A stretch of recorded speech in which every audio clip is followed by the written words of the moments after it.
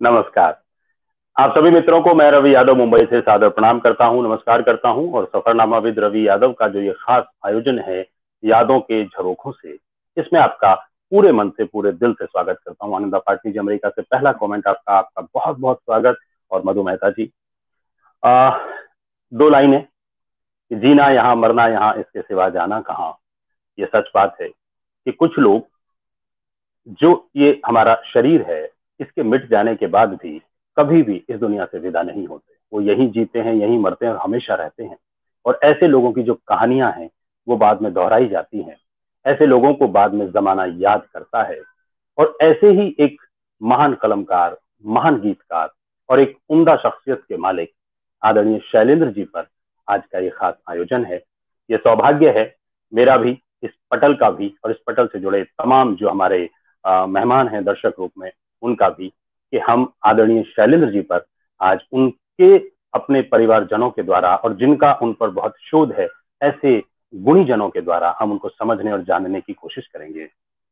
आप यकीन मानिए, जावेद बदायूनी साहब, बहुत बहुत स्वागत आपका। शकील बदायूनी साहब के सुपुत्र हैं सर, आप पधारे, बहुत बहुत आभार आपका। प्रमोद शर्मा असर साहब बहुत अच्छे शायर हैं। प्रवीण दमनिया, स्वाति सिंह जी, जितने नाम मुझे शुरू में दिख रहे हैं, पूर्णिमा शर्मा जी, उनको प्रणाम करता हूँ। कि जो उस समय पर वो ऐसा काम कर गए थे जब हम में से ज्यादातर लोग, बहुत सारे लोग पैदा भी नहीं हुए थे, कि आज भी और जब तक ये दुनिया रहेगी, जब तक इस दुनिया में संगीत, गीत, साहित्य, कला रहेगा, तब तक आदरणीय शैलेंद्र जी को याद किया जाएगा। मैं ज्यादा ना बात करते हुए, क्योंकि आज बहुत सारे खास मेहमान हैं, मैं सबसे पहले एक छोटा सा वीडियो उनके सम्मान में यहाँ पर रखता हूँ, और उसके बाद हम लोग इस प्रोग्राम में बहुत सारे गुणीजनों को सुनेंगे। आज उनके दो सुपुत्र, आदरणीय मनोज शैलेंद्र साहब, आदरणीय दिनेश शैलेंद्र साहब, उनकी सुपुत्री आदरणीय अमला मजुमदार जी यहाँ पर होंगी, और इंद्रजीत सिंह साहब मॉस्को से होंगे, जिन्होंने 2 किताबें पर लिखी हैं। मैं मेहमानों को एक एक करके आपके सामने लेकर आऊंगा और उनका सम्मान करूंगा, लेकिन उससे पहले आदरणीय शैलेंद्र जी पर एक छोटा सा इंट्रो वीडियो आपके सामने रखता हूँ। तो जिंदा है तो जिंदगी की जीत पर यकीन कर, अगर कहीं है स्वर्ग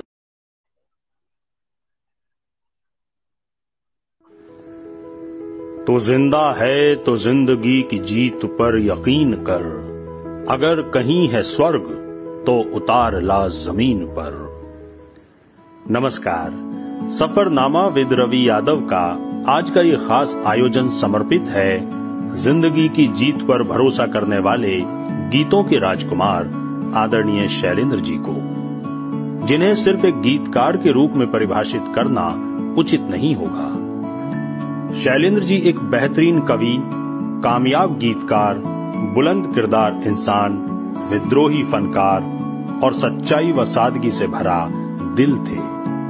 शैलेंद्र जी एक सच्चे दोस्त, अच्छे पति, मस्त मौला पिता, जिंदगी से उलझने को तैयार फकीर और बिना नफा नुकसान देखे अपनी शर्तों पर जिंदगी जीने वाले इंसान थे। 30 अगस्त 1923 को रावलपिंडी में जन्मे शैलेंद्र जी का नाम शंकरदास राव था। उनका बचपन मथुरा उत्तर प्रदेश में बीता। बचपन से ही उन्हें कविताएं लिखने का शौक था। घर के माली हालात खराब होने के कारण शैलेंद्र जी मुंबई नौकरी करने के सिलसिले में आए।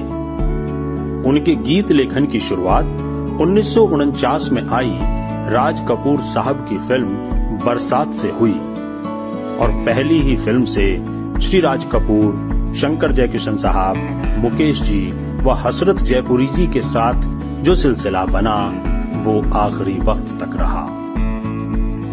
आपने 171 हिंदी व 6 भोजपुरी फिल्मों के लिए करीब 800 गीत लिखे, और सब एक से बढ़कर एक।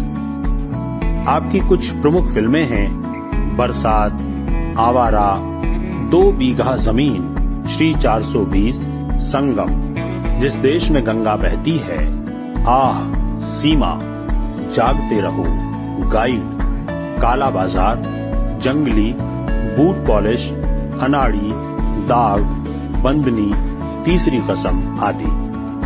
शैलेंद्र जी ने तीसरी कसम का निर्माण भी किया।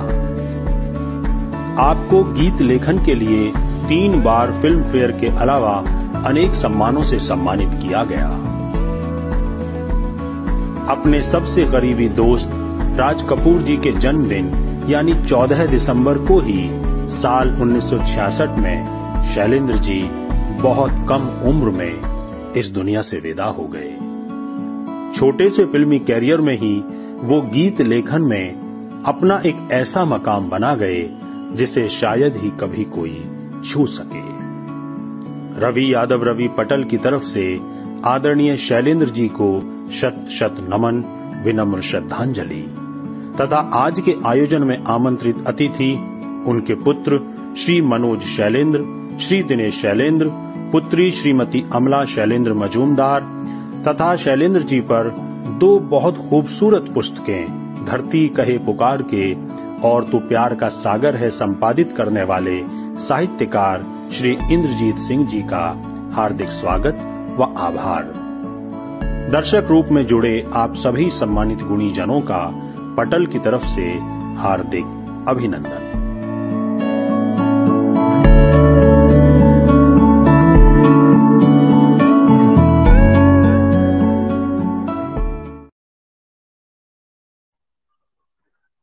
अभी तक जितने मित्र जुड़ गए हैं उन सबका एक बार में स्वागत, अभिनंदन। और अब हम लोग बातचीत का सिलसिला जो है वो आगे बढ़ाते हैं। अगर हम लोग यहाँ पर घंटों भी बात करें, अगर ये प्रोग्राम 8 घंटे का भी हो तो भी आप यकीन मानिए कि उनके व्यक्तित्व का एक बहुत छोटा सा हिस्सा भी हम कवर नहीं कर पाएंगे। तो आज हमारी कोशिश होगी कि कुछ ऐसी बातें जो बहुत ज्यादा नेट पर नहीं है, बहुत ज्यादा शायद पब्लिक डोमेन में नहीं है, हम वो चीजें जानने की कोशिश करें। और मैं सबसे पहले जो उनके परिवार से इस वक्त सबसे वरिष्ठ हैं, मैं उनको पटल पर बहुत सम्मान से आमंत्रित करता हूं। आदरणीय मनोज शैलेंद्र साहब, आप संगीत से जुड़े रहे, आपने एस डी बर्मन साहब को भी असिस्ट किया और उसके बाद वो अमेरिका में एक बहुत अच्छी कंपनी में प्रबंधक के पद पर रहे, उन्होंने उसको बहुत अच्छे से संभाला। मैं आदरणीय मनोज सर को सबसे पहले आमंत्रित करता हूँ। सर बहुत मन से आपका स्वागत करता हूँ। सर नमस्कार, आपको और आपके दर्शकों को भी बहुत बहुत शुक्रिया सर समय देने के लिए।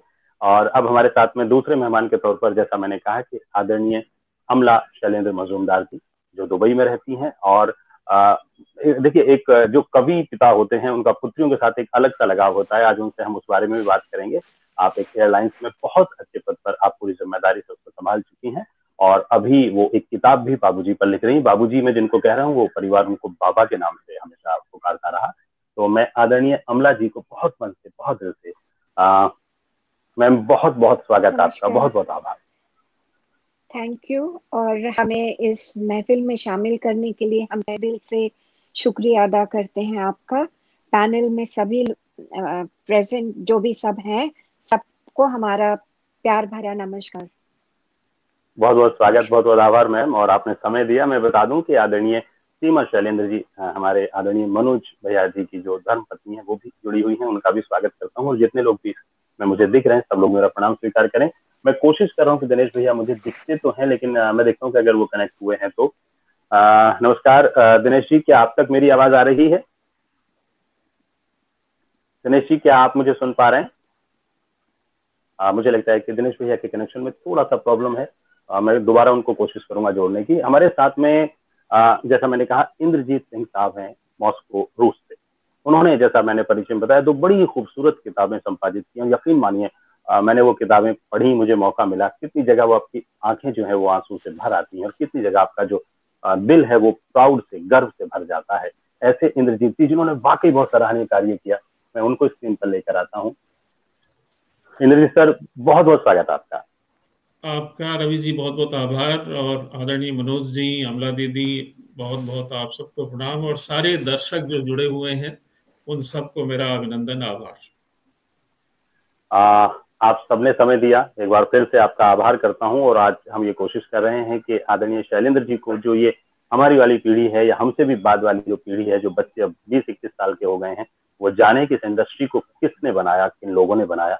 आज इस पर हम लोग जरूर बात करेंगे। मेरे पास बहुत सारे सवाल हैं सबके लिए, लेकिन मैं शुरुआत जो करूंगा मैं आदरणीय अमला जी से करूंगा। उसका कारण ये है, जैसा मैंने बातचीत में भी शुरुआत में कहा, कि पुत्री होना वैसे ही अपने आप में एक अलग सा एहसास होता है। मेरी 2 बेटियां हैं, लेकिन कवि की पुत्री होना एक अलग एहसास होता है, क्योंकि महसूस से तो हम सभी हैं एहसास को, लेकिन उनको वो बड़े प्यार से कागज पर भी उतारते हैं और बच्चे देखने के अच्छा ये मुझ पर लिखा हुआ एहसास है जिसे आज दुनिया गुनगुना रही है। अमला जी, आपकी नजर से बाबूजी के बारे में चाहता हूं कि कुछ बातें हो, इससे हम शुरू करें। पहले तो हम ये कह दें कि हमारे लिए शैलेंद्र जी सिर्फ बाबा हैं। वो कवि, पिता, वो सब हम नहीं जानते। हम सिर्फ ये जानते हैं कि वो हमारे प्रिय पिताजी हैं और जिन्हें हम बहुत बहुत बहुत प्यार करते हैं। उन जी, हमें तो ये पता भी नहीं था कि वो किस दर्जे के कवि हैं या क्या करते हैं, कितने फेमस हैं, नहीं हैं। वो तो हमारे लिए, जब वो जिंदा थे तब तो वो हमारे लिए सिर्फ बाबा थे। आज भी वो हमारे लिए बाबा ही हैं, लेकिन थोड़ा नजरिया एक्सपैंड हो गया है क्योंकि हमने ये उनके जाने के बाद जाना है कि वो किस किस दर्जे के कवि थे, गीतकार थे। उनके लिखे हुए सभी गीत, वो तो चले गए, हम सब छोटे थे और ऐसा एक खालीपन, सुनापन था जिसमें हम उनके गानों के जरिए आगे बढ़ने की कोशिश करते थे। पहले तो ऐसा लगा, शुरू में तो ऐसा लगा कि बाबा हमें छोड़कर चले गए। फिर उनके गाने सुनकर ऐसा लगने लगा कि वो हमें छोड़कर कहीं नहीं गए। हम ये नहीं कह सकते हैं कि we are brought up by a single parent. No, both our parents are still today present and looking after us. बाबा के गानों के थ्रू जो हमें सबक मिला है, हर हर मोड़ पर, हर जिंदगी के हर मोड़ पर हमें उनके गानों ने एक राह दिखाई है और हम उन्हीं गीतों के सहारे पले बड़े हैं। हम इतना ही कह सकते हैं, बाबा हमारे लिए बाबा हैं, कवि हैं, जो भी हैं वो सब के लिए होंगे। हमारे लिए तो वो सिर्फ एक आदरणीय पिता हैं। क्या बात है, क्या बात है। मैं ये बता दूं कि जितने मित्र हैं वो इस बात को महसूस से भी होंगे कि करीब 55 साल बाबा को गए हुए हो गए हैं। 55 साल से उनके परिवार ने ये जो बातें आज हम कर रहे हैं शायद उन्होंने कई 100 बार की हो, लेकिन उनकी यादों को जिंदा रखने के लिए पूरा परिवार हमेशा जो है वो हाजिर रहता है। आप ये देखें कि सुबह, अगर मैं गलत नहीं हूं तो जहां आदरणीय मनोज भैया बैठे हैं वहां 6:30 बजे होंगे सुबह के, लेकिन वो तैयार हैं। उनके लिए भले ये नई बात नहीं है, लेकिन क्योंकि पिता की बात है, सर मैं प्रणाम करता हूं आप लोगों की इस पितृभक्ति को। Thank you. और आपसे एक चीज ये जानना चाहता हूं, एक सवाल आपसे करता हूं। हम कोशिश कर रहे हैं कि दिनेश भैया भी जुड़ सके, उनको थोड़ा सा जुड़ने में प्रॉब्लम हो रही है, शायद वो जुड़ जाएंगे जल्दी ही। जैसा मैंने सुना है कि वो अपने मिजाज के लिए ही जाने जाते थे, अपना कह लीजिए कि अपनी जिंदगी उन्होंने अपनी शर्तों पर जी। और बिल्कुल शुरुआती दिनों में जब राज कपूर साहब ने उनको आग फिल्म के लिए लिखने की गुजारिश की तो उन्होंने मना कर दिया कि नहीं, मैं फिल्म के लिए नहीं लिखूंगा।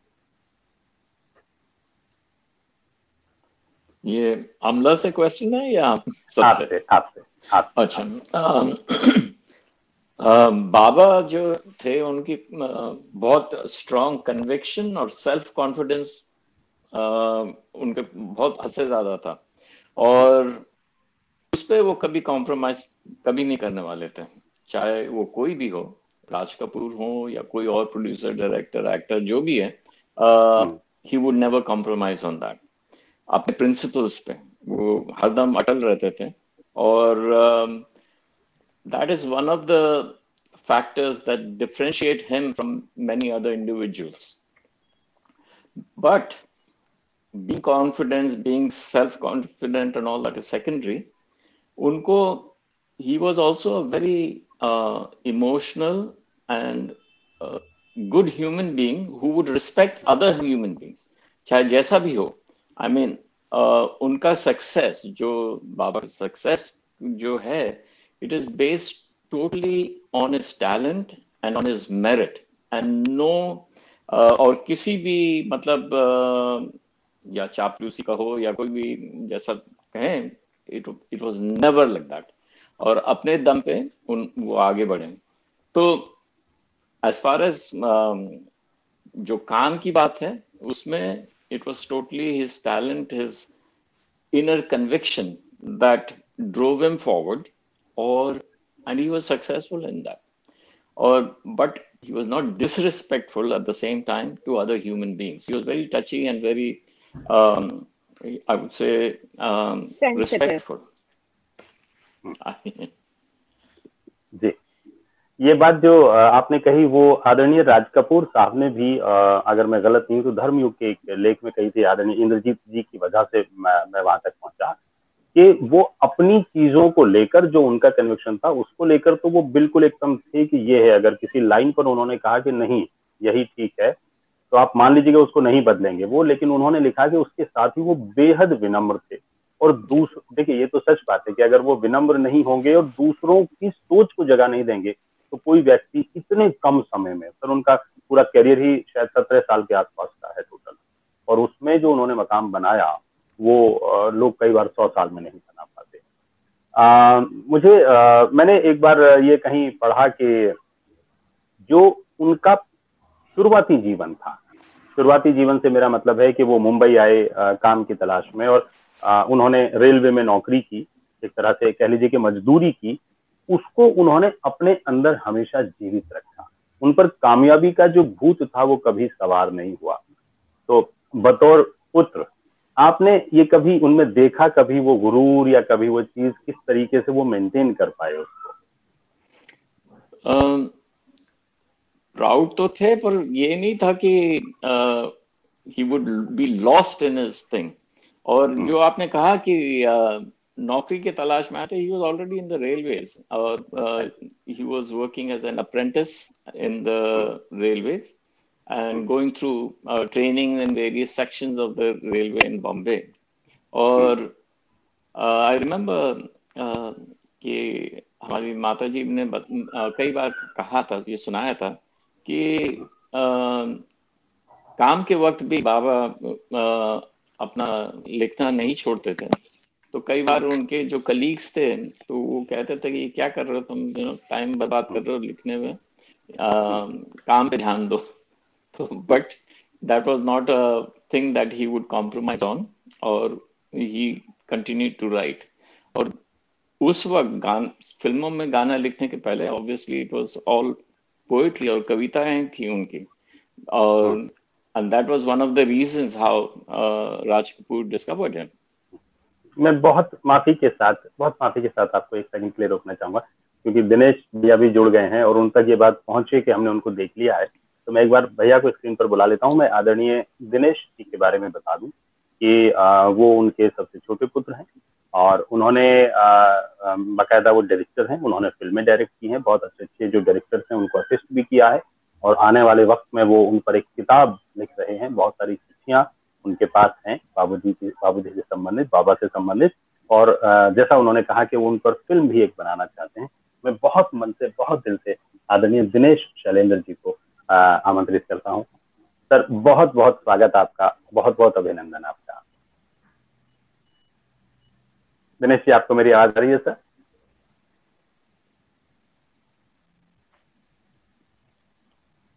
दिनेश जी आपको मेरी आवाज आ रही है सर?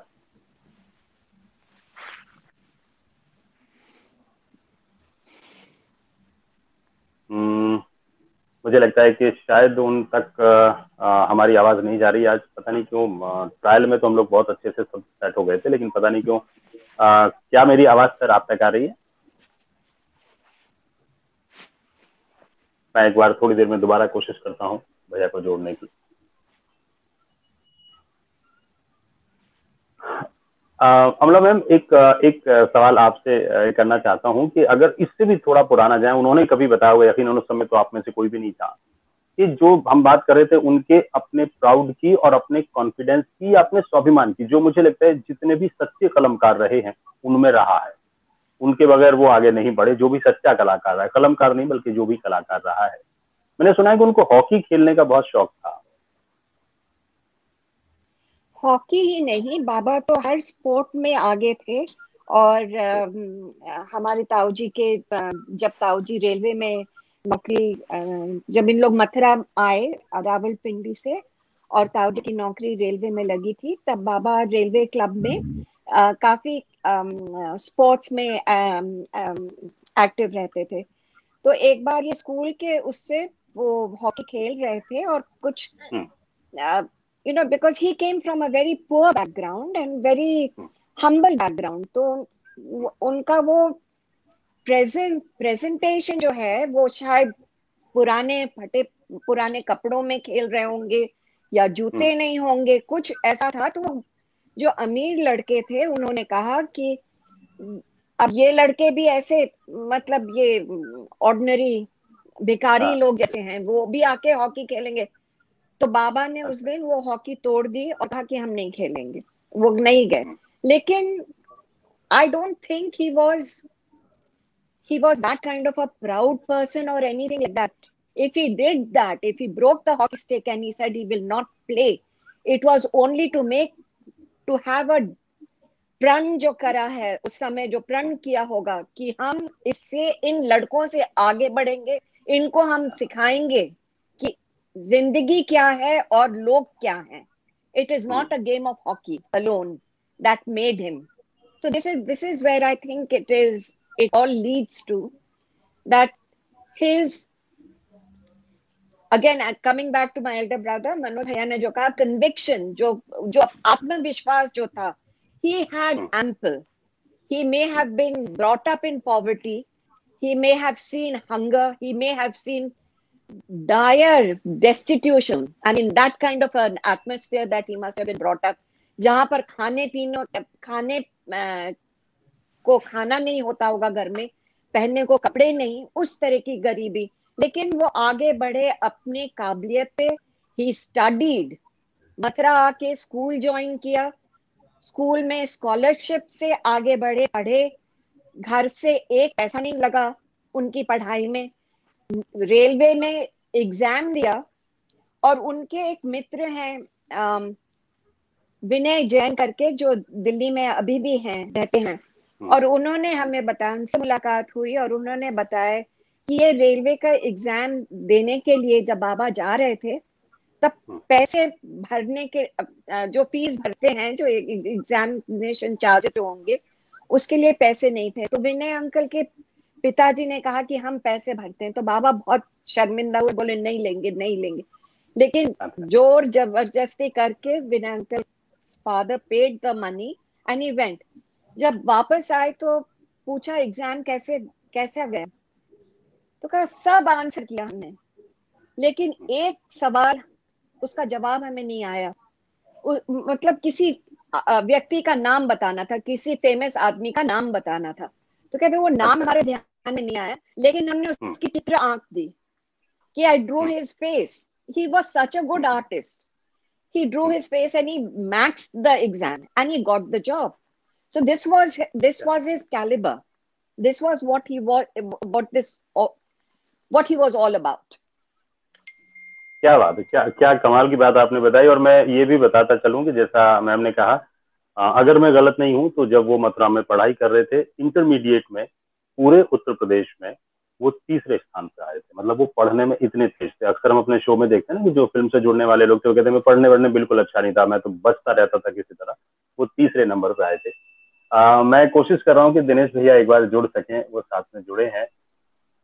दिनेश जी नमस्कार, क्या आप तक मेरी आवाज आ रही है? दिनेश जी, क्या आप तक मेरी आवाज आ रही है? प्रणाम दिनेश जी, क्या आप तक मेरी आवाज आ रही है सर? क्या बात, आपकी आवाज है सर. बहुत बहुत स्वागत sir. I am saying something. No, your voice is not reaching us. That's why. आप म्यूट पर चले गए हैं आदरणीय दिनेश जी. देखिए आप म्यूट पर हैं, तो प्लीज म्यूट हटा लीजिएगा. जी अभी Can you hear me now? जी बिल्कुल. Yes. बिल्कुल. You can hear. Can you all hear me Very now? nice. Yes. Very clear. Can you all hear me now? Okay. चलो. सर बहुत बहुत स्वागत है आपका. बहुत मुश्किल से, बहुत मेहनत से. डॉक्टर साहब नमस्कार. भाई साहब प्रणाम. मैं ये बताता चलूं, जितने मित्र जुड़े हुए हैं, मैंने जैसा कहा कुछ मित्रों के नाम ले देता हूं। जैसे हम आदरणीय शैलेंद्र जी की बात कर रहे थे, उन्हीं के बहुत प्यारे रिश्ते में आदरणीय क्यों है? नहीं सर, बिल्कुल सन्नाटा नहीं है, हम तो बातें कर रहे थे, बस आपका इंतजार था, आप आ गए हैं तो फिर और महफिल जो है वो गुलजार हो जाएगी। आदरणीय मोहम्मद रफी साहब के परिवार से उनकी बहू जुड़ी हुई है, हमारी बड़ी बहन फिरदौस आपा, प्रणाम करता हूँ। और जावेद बदायूनी साहब का मैंने जिक्र किया, रीत जैन जी, हीरो बाधवानी साहब, और पूर्णिमा शर्मा जी, उमा गुप्ता जी, राजेंद्र गुप्ता जी, डॉक्टर रमाकांत क्षितिज जी। कल रवि जी ने हमारे साथ टेस्ट किया था, वो एकदम फर्स्ट क्लास, उनको भी सुनाई दे रहा था, हमें भी सुनाई दे रहा था, लेकिन आप अभी भी सुनाई दे रहे हैं, क्या हो गया? नहीं सर, आप अभी भी सुनाई दिखाई दे रहे हैं सर, आप अभी भी सुनाई दिखाई दे रहे हैं सर हमको अच्छे से। दिनेश जी, आपको मेरी आवाज आ रही है? तो मैं चाहता हूँ, मुझे लगता है कि हमारी आवाज उन तक जाने में शायद दिक्कत है। क्या आप हम लोगों को सुन पा रहे हैं sir?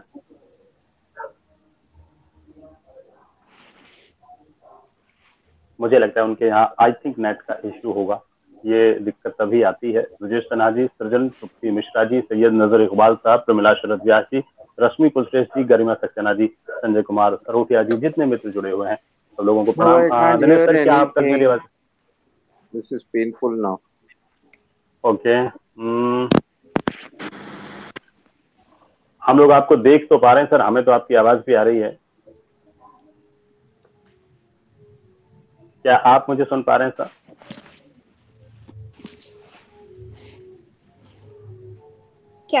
Can you send a note to him with a question? क्योंकि उनकी आवाज तो हमारे पास आ रही है। नहीं, वो एक्चुअली नेटवर्क इश्यू है ना, तो उनको नहीं, उनकी आवाज भी आएगी नहीं, वो जो बोल रहे हैं बहुत देर में उनकी आवाज ही नहीं है। तुम्हारी आवाज आ रही है, डॉक्टर साहब की, इंद्रजीत सिंह जी की आवाज आई, पर उनकी आवाज क्या है? मुझे लगता है सर नेटवर्क का इश्यू है। तब तक जब तक मैम अभी छोटा सा गीत आपके लिए रखता हूँ। तो हम ट्राई कर रहे हैं, लेकिन आवाज की दिक्कत है, मैं तब तक रखता हूँ। Finally, I can see my picture up there, but I could see Kaka also sometime, but now I can see him. सावन में ली जो बुलाए रे, लौटेगी जब मेरे बचपन की सखियाँ, दे जो सनेसा भिजा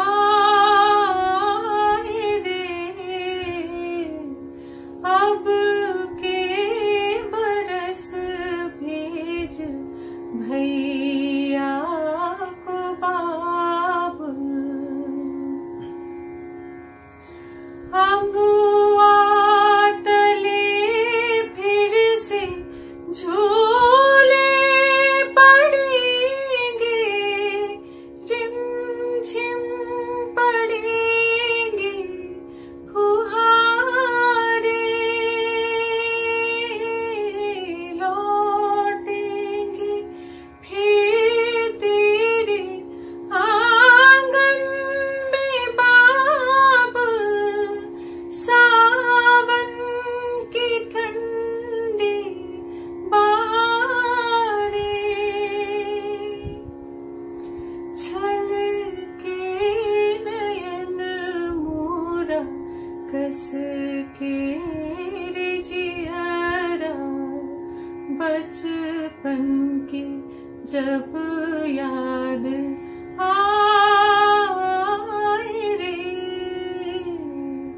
अब के बरस भेज भैया को बाब, बैरन जवानी ने छीने खिलौने, और मेरे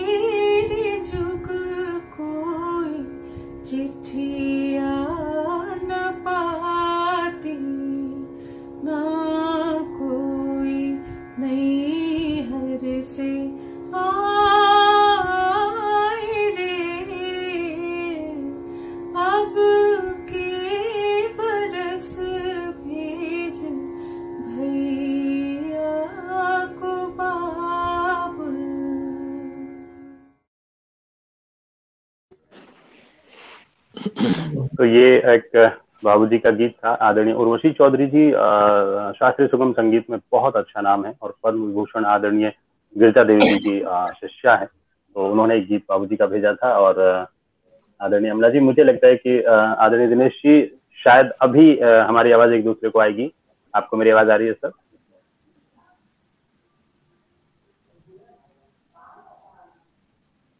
मेरा मानना है कि शायद नेट का इशू है, मुझे लगता है उनके यहाँ पर, इसीलिए आवाज जो है नहीं आ रही है, जा रही है। सर मैं सिलसिले को आगे बढ़ाता हूँ। मैं थोड़ी देर में आदरणीय दिनेश जी को फिर कांटेक्ट करूंगा और मैं फिर से जोड़ने की उनको कोशिश करूंगा। इंद्रजीत सर, आपसे एक सवाल बहुत देर से मैं चाहता हूं कि आपको शामिल करूं।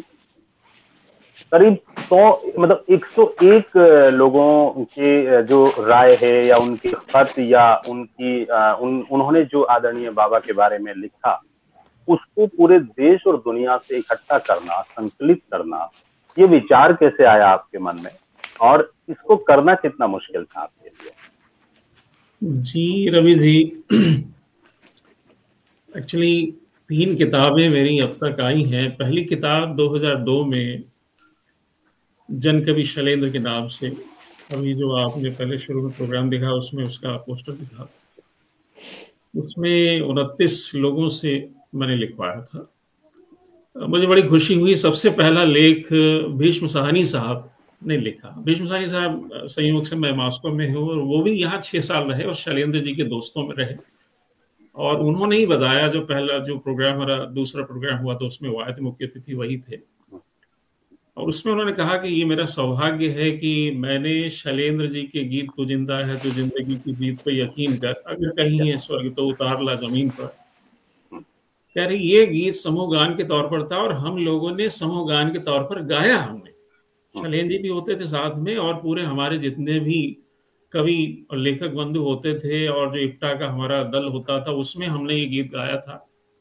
तो उनको बहुत अच्छा लगता था कि शैलेंद्र के गीत जो है बहुत लोकप्रिय हैं और वो उनको एक जनवादी गीतकार, प्रोग्रेसिव राइटर जो थे, ये सारे जनवादी, कैफी आजमी साहब हुए, मजरू सुल्तानपुरी, जितने भी थे सारे प्रोग्रेसिव राइटर थे, साहिब लुधियानवी साहब, इन सब की अपनी एक टीम थी और इप्टा में इन लोगों को लगा। तो पहला जो लेख तो भीष्म साहनी साहब का है, तो मुझे बड़ा बल मिला यस कि ये काम आगे बढ़ सकता है। मैंने फिर कमलेश्वर जी से रिक्वेस्ट की और उसी तरह से सारे अपने जो असगर बजाज साहब, अब्दुल बिस्मिल्लाह साहब, गुलजार साहब ने तो व्याख्यान दिया था, इसलिए वो एज इट इज पूरा व्याख्यान, उन्होंने कहा भाई जो मैंने बोला है शैलेंद्र जी पर वो एज इट इज आप शब्द बाय शब्द ले लीजिए आप। तो वही खैर मैंने जो उन्होंने कहा वो बहुत अच्छा उनका व्याख्यान था। पहला शैलेंद्र सम्मान हमने 2000 में दिया था। दिनेश भाई उसमें आए थे, हालांकि मनोज भाई साहब और अमला जी तो उसमें नहीं थे, लेकिन उसके बाद अमला जी तो लगातार रहती हैं कार्यक्रम में। मनोज भाई साहब तो हम लोग रिपोर्ट को भेजते रहते हैं कि भाई ये कार्यक्रम हो रहा है, इनको दे रहे हैं, उनको फीडबैक देते रहते हैं। उसके बाद फिर वो लगातार अरविंद कुमार जी जो माधुरी के संपादक थे, गुलजार साहब का हो गया, उसके बाद ये जितने और हमारे अरविंद कुमार जी जिनका निधन अभी कुछ महीने पहले ही हुआ है, उनका लेख आया और लगातार फिर वो लेख बढ़ते गए और वो लेखों की संख्या जो है इस समय रवि भाई बताते हुए बड़ी खुशी हो रही है कि मेरा ये मन था कि जिस तरह से शतक होता है ना, शतक लगाते हैं लोग, चाहे वो तेंदुलकर का शतक है या गांधी शतक भी एक है जिसमें गांधी जी की ऊपर 100 कविताएं लोगों ने लिखी है, तो वो शतकल के नाम से भी है। तो गांधी की बहुत बड़ी शख्सियत है भाई, पूरी दुनिया में लोग उनको मानते हैं। यहाँ भी हमारे मॉस्को में भी एक बड़ा आदमकद उनका मूर्ति लगी हुई है, हम लोग सेलिब्रेट भी करते हैं। तो मेरा ये मन था कि कम से कम 100 लोग शैलेंद्र पर जो सिनेमा के हैं, साहित्य के हैं, और मैंने बल्कि चैप्टर भी ऐसी बनाए कि या रिश्तेदारों की नजर में शैलेंद्र, आलोचकों की नजर में शैलेंद्र, कवियों कहानीकारों की नजर में शैलेंद्र। तो इस तरह से मेरा ये मन था कि 100 लोग लिखें और वो मेरा सपना पूरा भी हुआ और 107 लोगों ने लिखा। तो चौथा खंड जो आ रहा है उसे मिला करके 107 लोग हो गए हैं। चौथा खंड जो है अभी दिसंबर तक उम्मीद है, अभी कोरोना की वजह से पब्लिश नहीं हो पाया, लेकिन मुझे लगता है दिसंबर तक उम्मीद हो जाएगा। दिल का हाल सुने दिलवाला वो चौथा खंड है। जी मुझे बड़ी इस बात को बताते बड़ी खुशी हो रही है कि जिनसे भी मैंने रिक्वेस्ट की, मैंने नामवर जी से टाइम लिया क्योंकि वो अक्सर ये शिकायत रहती है कि नामवर जी सिनेमा पर नहीं बोलते हैं, कभी नहीं बोलते हैं। अक्सर ये लोगों की शिकायत है कि वो सिनेमा पर आग मूंद लेते हैं, नहीं बोलते हैं। लेकिन मैंने जब उनको फोन किया और अपने एक मित्र के साथ हमारे एक और साथी थे, उनके साथ गए। उससे पहले भी 2-3 बार मुलाकात थी, लेकिन सिनेमा मैंने कहा जी शैलेंद्र पर बात करनी है, तो कह आ जाओ। तो उन्होंने जो बात की वो रिकॉर्ड भी है, उसमें सारा आपको उस लेख भी है। और उन्होंने बताया भाई मैं उनसे मिला कभी नहीं, लेकिन उनकी तीसरी कसम को मैंने 3-4 बार देखा, और जब भी टीवी पे आती है तो मैं देखते ही रह जाता हूँ कि जितनी वो कलात्मक कहानी रेणु जी ने लिखी है, उतनी ही कलात्मक ढंग से शैलेंद्र जी ने बनाई भी। और उसके गीत भी जो हैं, उसके गीत भी वही, हालांकि उस गीत में ये भी था कि रेणु जी ने वो मुखड़े जरूर यूज किए, सजन ने झूठ मत बोलो उसमें मुखड़ा है, उसको बढ़ाया शैलेंद्र जी ने। लाली लाली डोलिया उसमें मुखड़ा है, शैलेंद्र जी ने बिल्कुल उस मुखड़े को आसमान तक पहुंचाया, क्योंकि उसमें तो केवल एक पंक्ति थी कहानी में। लेकिन ये बहुत बड़ी, नीदा फाजली यही कहते थे कि ये कलाकार का सबसे बड़ा गुण होता है कि एक पंक्ति को लेकर के वो पूरा गीत रच देते थे, या मुखड़ा सुन लेते थे, या कहीं सिचुएशन राज साहब बताते थे और लगातार वो सिचुएशन पे इतना कालजयी गीत लिखते थे। सबसे बड़ी जो मुझे बात अच्छी लगती है कि शैलेंद्र जी धुन पर लिखते थे, ट्यून के ऊपर लिखते थे। और आप किसी ट्यून के ऊपर, धुन के ऊपर गीत लिखें और उसको साहित्य का दर्जा दिलवा दें, उसको एक कविता बना दें और अच्छी अच्छी कविताओं से ऊपर ले जाएं। और मुझे तो लगता है किसी की मुस्कुराहटों पे हो निसार, किसी का दर्द मिल सके तो ले उधार, किसी के वास्ते हो तेरे दिल में प्यार, जीना इसी का नाम है। और ये ट्यून पर लिखा गया है। रवि भाई आप कभी आप देखें श्री 420, तो उस फिल्म को जब आप देखेंगे तो बैकग्राउंड में ये कई बार ये ट्यून बजती है, और उस बैकग्राउंड की ट्यून के ऊपर ही उन्होंने फिर ये गीत लिखा 1959 में अनाड़ी में। और ये गीत भी बहुत हिट है। आज भी मैं समझता हूँ एक सर्वश्रेष्ठ गीतों में, विश्व के चुने हुए गीतों में मैं इसको रखता हूँ। ये गीत वास्तव में एक मनुष्यता का गान है। स्वानंद किरकिरे जो, जिनको हमने शैलेंद्र सम्मान दिया, वो तो कह रहे थे भाई ये गीत का मैं तो बड़ा भक्त हूँ, मुरीद हूँ। और ये वास्तव में गीत जो है मनुष्यता का गान है। जैसे राष्ट्रगान तो टैगोर ने लिखा है, और मनुष्यता का गान जो है वो शैलेंद्र जी ने लिखा है। तो ये बहुत, रवि भाई मैं ये लेकिन आपने सही कहा कि उनके गीतों में से अगर चुनने की बात आए तो संभव नहीं है। मैंने इस पिछले 5-6 दिनों में ये कोशिश की कि मैं कुछ गीत शामिल करूं या कौन सी बात करूं और कौन सी ना करूं। देखा जाए तो कुल 800 के आसपास गीत हैं, ऐसा भी नहीं कि कोई 2-4-6 हजार गीतों का वो है। आप कोई सा भी उठा लें। मैंने अपने शुरुआत उसमें कहा कि उनके लिखे गीत हम बहुत दिनों तक ये सोचते रहे कि ये फोक होगा, जनगीत बन गए उनके लिखे हुए गीत। और मैं सवाल अभी मनोज भैया पे आऊंगा, लेकिन उससे पहले बता दूं कि ये पढ़ने का मुझे सौभाग्य मिला। और मैं ये जरूर कहना चाहूंगा, इसलिए नहीं मैं कभी अपने पटल से कोई भी चीज प्रमोट नहीं करता इस तरीके से, लेकिन उसका कारण ये है कि आप पढ़ेंगे ना तो आपको समझ में आएगा कि शैलेंद्र जी हैं क्या। 1 घंटे या 1.5 घंटे के प्रोग्राम में शैलेंद्र जी को समझना या समझाना बिल्कुल संभव नहीं है। इतनी बातें, इतनी यादें हैं, 1-2 चैप्टर में पढ़ के भी सुनाऊंगा। मैंने इसलिए यहाँ पे रुमाल रख लिया है कि मैं बहुत जल्दी रो देता हूँ। तो इतनी खूबसूरती से ये किताब जो है लिखी गई है। मनोज भैया मैं आपसे एक सवाल पर आता हूँ, उससे पहले एक बार और कोशिश करता हूँ। आज मेरी बदकिस्मती है कि दिनेश भैया को, अच्छा मैं जब कोशिश करता हूँ वो यहाँ से मुझे स्टूडियो से बाहर दिखते हैं। दुआ दीजिए कि मैं उनको भी शामिल कर सकूं।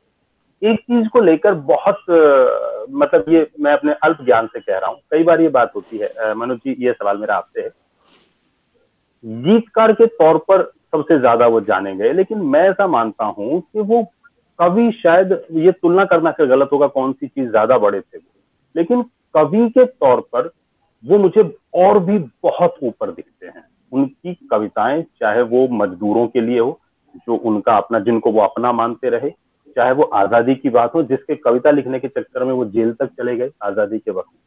आपकी तुलना में, क्योंकि आप भी संगीत से जुड़े रहे हैं सर, आप दोनों की तुलना में किस चीज में लगता है कि बाबा इसमें ज्यादा बेहतर थे? ये तो बहुत ट्रिकी क्वेश्चन है, क्योंकि डिफिकल्ट टू कंपेयर, क्योंकि दोनों में ही जो सोच है और जो डेप्थ है दोनों में इक्वली पाई जाती है।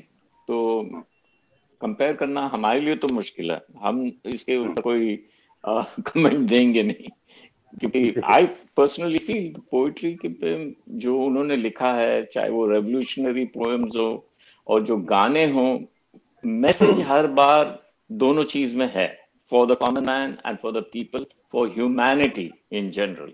तो वो लेसन दोनों में पाई जाते हैं। You can not differentiate between either of them हमारे हिसाब से। going back to what Amla said about Baba playing hockey, बाबा का स्पोर्ट्स में बहुत दिलचस्पी थी, और हम जब छोटे थे अपने घर के बैकयार्ड में क्रिकेट खेलते थे, हॉकी खेलते थे, और बाबा अगर देखते थे कि कभी उनका भी मन आ जाता था तो वो ज्वाइन करते थे हमारे क्रिकेट और हॉकी में। और दिलचस्पी इतनी थी, हाँ बिजी तो बहुत थे, पर जैसे फुटबॉल मैचेस होती थी बॉम्बे के कूपरिज मैदान में, और हॉकी जो BHA स्टेडियम था बॉम्बे में, तो दोनों जगह पर जहां भी मौका मिलता था बाबा जाते थे गेम्स देखने, और हम लोगों को भी साथ मिले जाते थे। तो हमें तो बहुत अच्छी तरह से याद है कि आई हैव अकम्पनीड बाबा। एक सॉकर गेम था बिटवीन मोहन बगान एंड ईस्ट बंगाल, तो उसमें वहां पर तो सारे हमारे फिल्म के जो जितने भी मोस्टली प्रोमिनेंट बंगाली आर्टिस्ट थे, they would be present. SD Burman was one of them. तो हम ये बताना चाहते हैं कि sports was never out of his mind, he was always interested, and I think he always kept in touch with sports. Sports की जब बात आपने की तो ये कितने इत्तेफाक का, एक कमाल का इत्तेफाक है। जिस दिन वो गए उस दिन, अगर मैं गलत नहीं हूँ तो इंडिया वेस्ट इंडीज का आई थिंक मैच था, या इंडिया ऑस्ट्रेलिया का, मैं गलत हो सकता हूँ इसमें। लेकिन मुख्य बात यह है कि उस समय सिर्फ रेडियो पर जो है वो कमेंट्री आया करती थी। कितना बड़ा कद उनका रहा होगा, आप ये सोचें कि उस कमेंट्री को बीच में रोक कर ये बताया गया था कि हमारे देश के सुविख्यात गीतकार आदरणीय शैलेंद्र जी नहीं रहे। ये 3 बजे के आसपास की बात है। मुझे स्पोर्ट्स से ये बात अचानक याद आई। मैं ये चाहता था कि मुझे मालूम है और आपको तो खैर बाई हार्ट है कि जो उनकी पहली मुलाकात राज कपूर साहब से है, जिसका हम जिक्र शुरू में करके निकल गए, मैं चाहता था कि वो वाकया अगर हम सारे दर्शकों को बता सकें। आदरणीय अमला दीदी, आप अगर वो बता सकें। मैं सिर्फ एक चीज उससे पहले रखना चाहता हूँ कि जिस कविता को सुनाने के बाद ये सिलसिला शुरू हुआ, जो आखिरी वक्त तक रहा, वो कविता की 4 लाइनें मैं रखना चाहता हूँ, क्योंकि उन कविताओं का जिक्र होना बहुत जरूरी है। कि जलता है पंजाब हमारा, ये कविता वो पढ़ रहे थे कवि सम्मेलन में जब पहली बार राज कपूर साहब ने उनको सुना कि जलता है पंजाब हमारा, जलता है भगत सिंह की आंखों का तारा, किसने हमारे जलिया वाले बाग में आग लगाई, किसने हमारे देश में फूट की ये ज्वाला धधकाई, उफ कैसा विष फैलाया, जलता है पंजाब हमारा, जलता है पंजाब हमारा। इस कविता के दौरान राज कपूर साहब ने पहली बार उनको देखा। मैं चाहता हूं कि इससे आगे की घटना, कम से कम बरसात का गीत फाइनल होने तक, हम आदरणीय अमला जी से सुने। Before I come to this, before I answer your question, और एक बात है जो आपने अभी जिक्र किया कि तुलना पोइट्री और his songs, which is better or which is far greater। अब हम ये कह दें कि अगर आप ये गानों की लाइनें आप लिख के रखें सामने और पढ़ें, संगीत भूल जाएं, गायकी भूल जाएं, सिर्फ पढ़ के सुने, अपने जहन में ये बात बार बार देखें कि ये इसका मतलब क्या निकलता है। बिल्कुल पोएट्री ही लिखते थे गीतों में। It was his poems that came out. Maybe the meter was different, maybe the presentation was different in form of a song, but there is no comparison. He in my thinking, in my perspective, he never moved away from poetry. He was a literature man, and he remained a literature man till he died. And coming back to बाबा की ये पहला गीत, राज uncle की से मुलाकात, इत्तेफाक से बाबा ने तो पहले ना कर दिया था राज अंकल को कि हम in there was a record that was brought out by HMV after Baba passed away, and on the back cover of the record, Raj Uncle has written a few lines, and in the title of that is A Prince Among Poets. Shailendra was a prince among poets. Or the thing is, he responded to Raj Uncle by saying, my poetry is not for sale, बिकाऊ नहीं है, हम नहीं बिकाऊ हैं, हमारी poetry नहीं बिकाऊ है। और ये बात कह के बाबा आ गए वापस। he didn't like the way it was asked. We were not there, we were nowhere on the scene, we do not know. But इत्तेफाक से ऐसा हुआ कि जब when mommy was expecting my eldest brother शैली भैया, and there was shortage of money, obviously there was shortage of money, और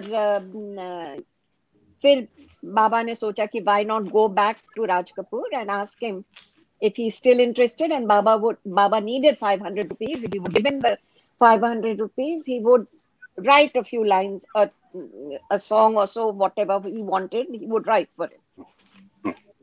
उस समय बरसात more or less complete हो चुकी थी, सिर्फ 2 गाने बाकी थे। तो राज अंकल ने कहा कि you're more than welcome. He was very happy that Baba had come to him, और पैसे तो 500 दे दिए और 2 गीत लिखवाए, और दोनों गीत इनफैक्ट दिस वन बरसात में हमसे मिले तुम सजन तो बहुत ही everyone talks about it, everyone, but वो पतली कमर है, तिरछी नजर है, खिले फूल सी तेरी जवानी, कोई बताए कहाँ कसर है। This beats me, like this poet, this young man, he is writing a song like this, which is a visual delight.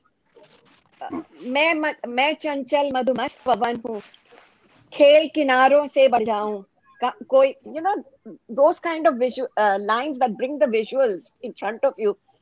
It's remarkable. It's honestly remarkable that a person can write something like this. So this is where यहाँ से शुरुआत हुई, बरसात बनी। बरसात के बाद the team got together, Shankar Jaikishan, Shailendra Hasrat, Lata Mangeshkar was already on the scene, Raj Uncle signed them. Mukesh uncle भी थे, वो ऑलरेडी थे फिल्मों में।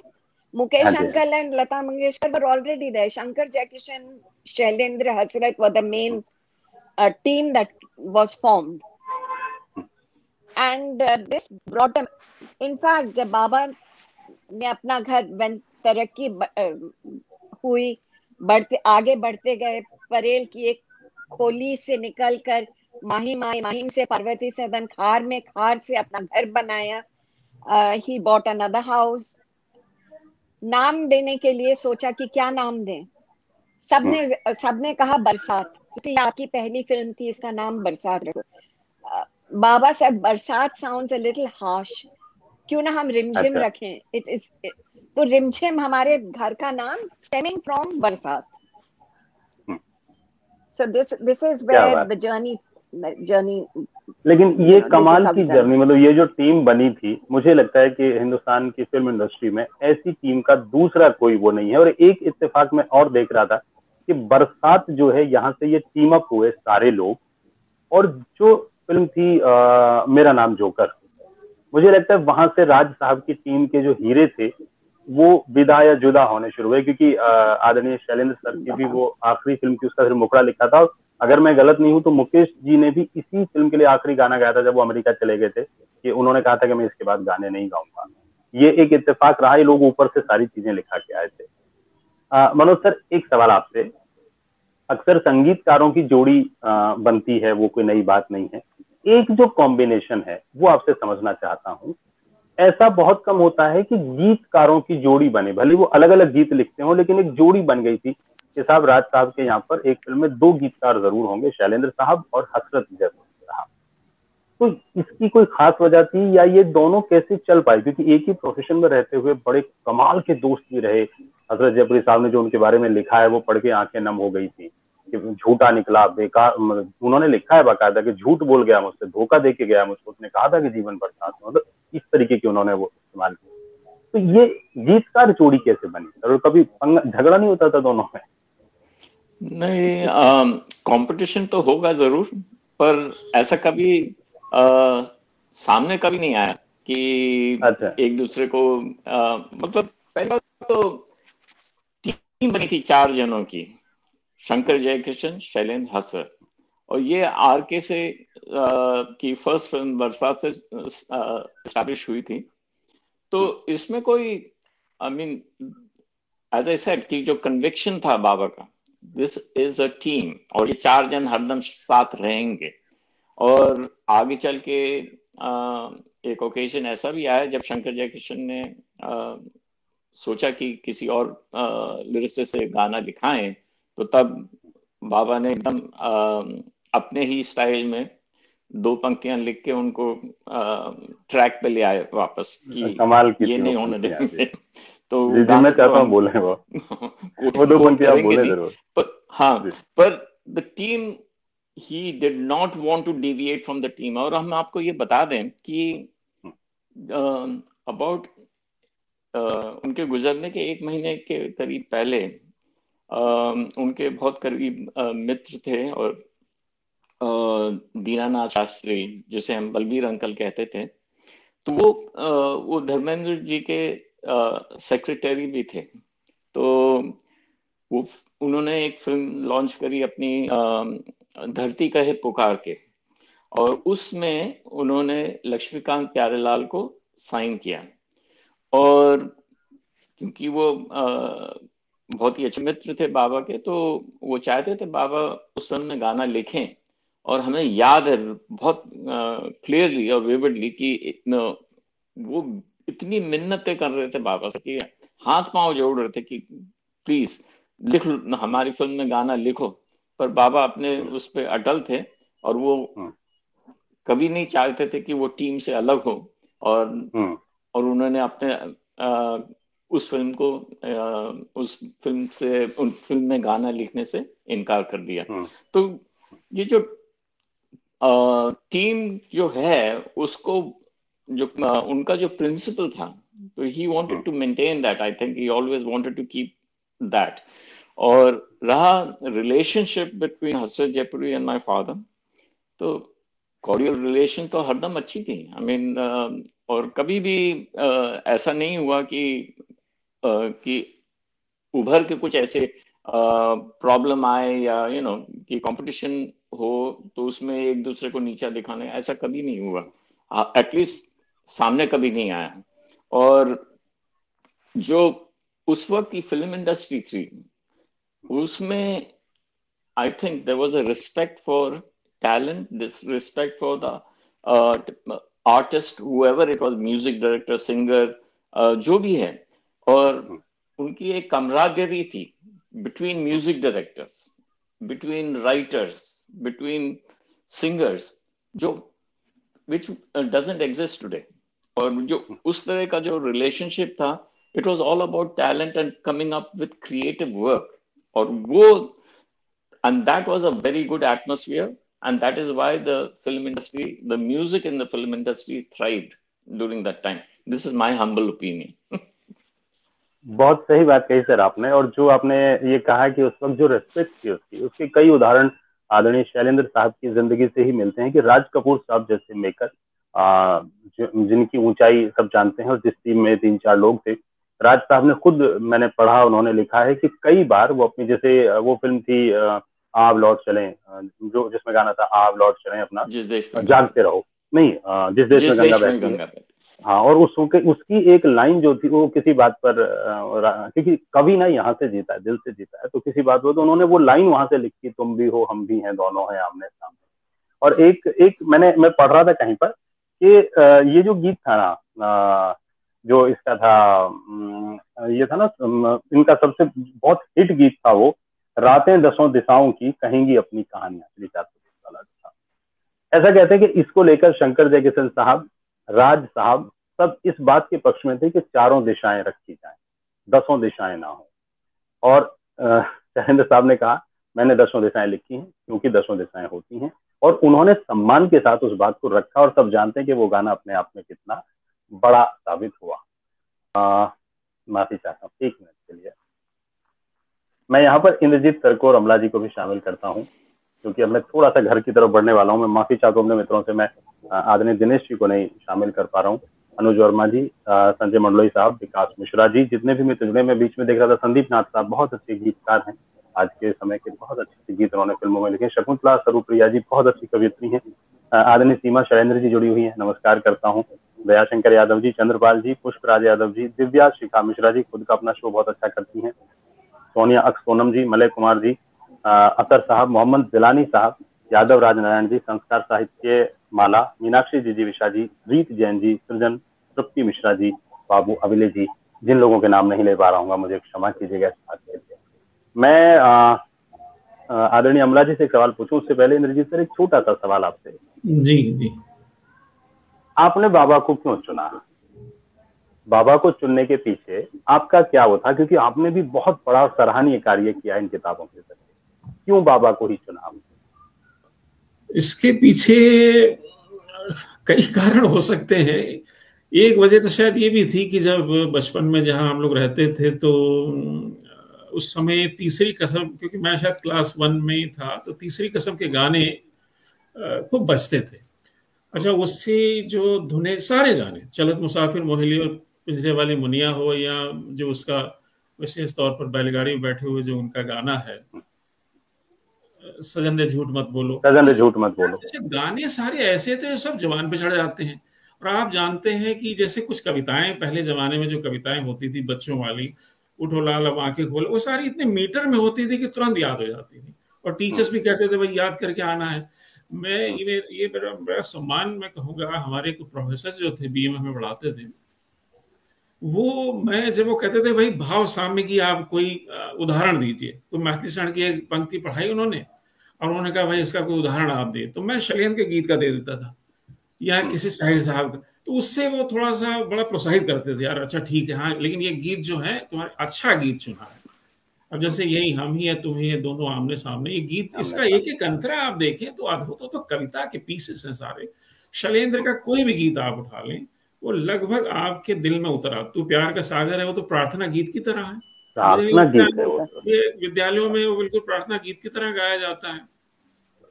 और जितने भी उनके शैलेंद्र के आप गीत ले लें, चाहे वो रक्षाबंधन पे है या होली पे है या किसी भी मौके का गीत देखें आप, या प्यार की बात मेरा लेख है, मैं तो हमेशा कहता हूँ कि शैलेंद्र जी जो हैं, हालांकि हर कवि के बारे में मैं कहता हूँ, जितने चाहे साहिर साहब हो, इश्क और इनकलाब दोनों में होता है। हर शायर, हर कवि, हर पोएट में इश्क जरूर होता है, और वो इश्क का ही गुणगान करता है, जब नानक से लेकर के वो जितने भी आगे के जितने हमारे कवि, आज के भी दौर के सारे कवि हैं। और समाज में क्योंकि समानता होती नहीं, विषमता होती है, आर्थिक सामाजिक राजनीतिक विषमता होती है, और इन विषमताओं को लेकर एक चैलेंज होते हैं, और वो चैलेंज जो मशाल जला के कवि आगे चलता है, तो वो प्रतिरोध का जो गीत है, इनकलाब का गीत भी वो कवि गाता है। तो शैलेंद्र के में एक खूबी थी कि वो इश्क के भी गीत गाते हैं और इनकलाब के भी गीत गाते हैं। जोर जुल्म की टक्कर में हड़ताल हमारा नारा है, वो ऐसी लाइन है जो अपने आप में सदियों तक गाई जाए। बिल्कुल बिल्कुल बिल्कुल। यहाँ एक चीज मैं आपको और बताना चाहूंगा कि एक परसों जो है 27 अक्टूबर को रशिया के एक सज्जन प्रोफेसर चलिशेव, बड़े कवि, बड़े लेखक, बड़े आलोचक, उन्होंने करीब 1 दर्जन किताबें लिखी हैं हिंदी में, रूस के हैं लेकिन हिंदी में लिखी हैं। और एक किताब मेरे सामने रखी है, ये संयोग से खैर ये रूसी भाषा में है, ये है, इसका नाम है भारत के कवि, लेकिन रूसी में लिखा हुआ है, इंडियन पोएट्स। तो इसमें उन्होंने जो अच्छा काम ये किया है कि इस किताब में उन्होंने, ये 1958 में छपी है ताशकंद से, उस समय सोवियत संघ था तो सब अलग अलग यूनिट में छपती थी किताबें। चलिशेव साहब की कल जो परसों जो है जन्म शताब्दी, तो मैं उनको भी नमन करता हूँ, पिछले साल उनका निधन हो गया।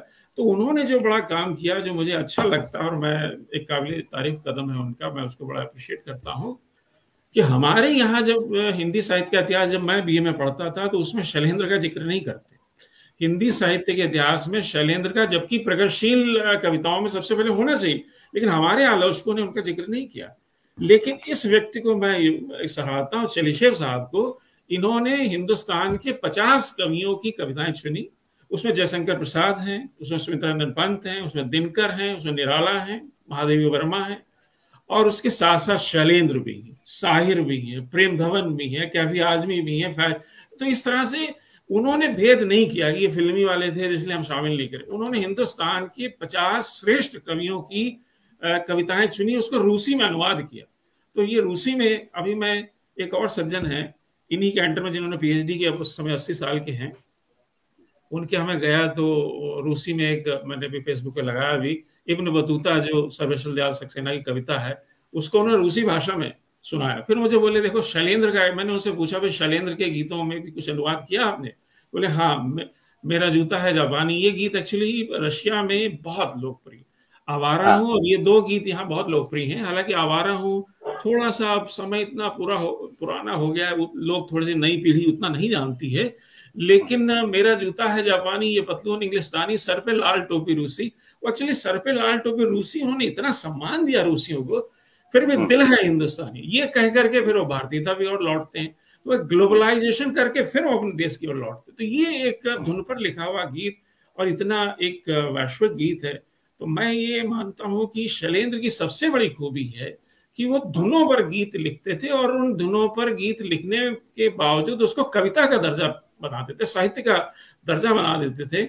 यहाँ मैं एक बात रवि और कोट करना चाहूंगा। साहिर साहब की जन्म शताब्दी मनाई जा रही है 1921 में, 2 साल बाद हम लोग शैलेंद्र साहब की जन्म शताब्दी मनाएंगे। शैलेंद्र साहब और साहिर साहब में एक अंतर जो मूल रूप से मैं मानता हूं, साहिर साहब 1957 की बात है, उसमें 2 फिल्में आई थी, एक तो प्यासा जो एस डी बर्मन के साथ थी, गुरुदत्त साहब की थी, दूसरी थी नया दौर जो बी आर चोपड़ा की थी और ओपी नियर का म्यूजिक था। लेकिन उन दोनों से साहिर साहब का झगड़ा हो। झगड़ा किस बात पे? कि अल्फाज जो हैं वो आवाज और साज से ऊपर होता है।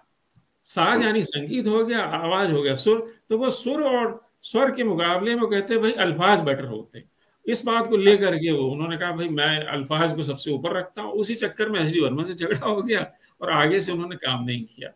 और उसके बाद जो है ओपी नैयर साहब से उनका झगड़ा हो गया।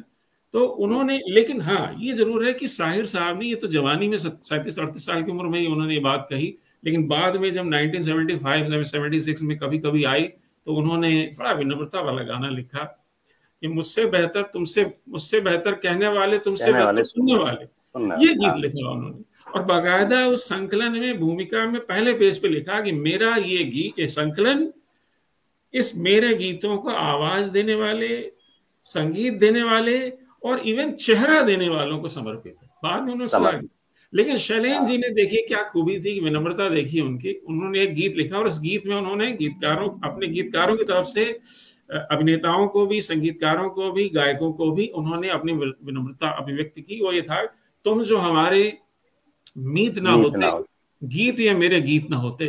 कहीं ना कहीं राज कपूर की मित्रता का भी वो अपना अभिव्यक्त करते हैं, मित्रता निभाने की बात करते हैं। शंकर जयकिशन के लिए भी है, वो एस डी बर्मन के लिए भी है, वो रोशन के लिए भी, और रफी साहब के लिए भी, मुकेश साहब के लिए भी, लता जी के लिए।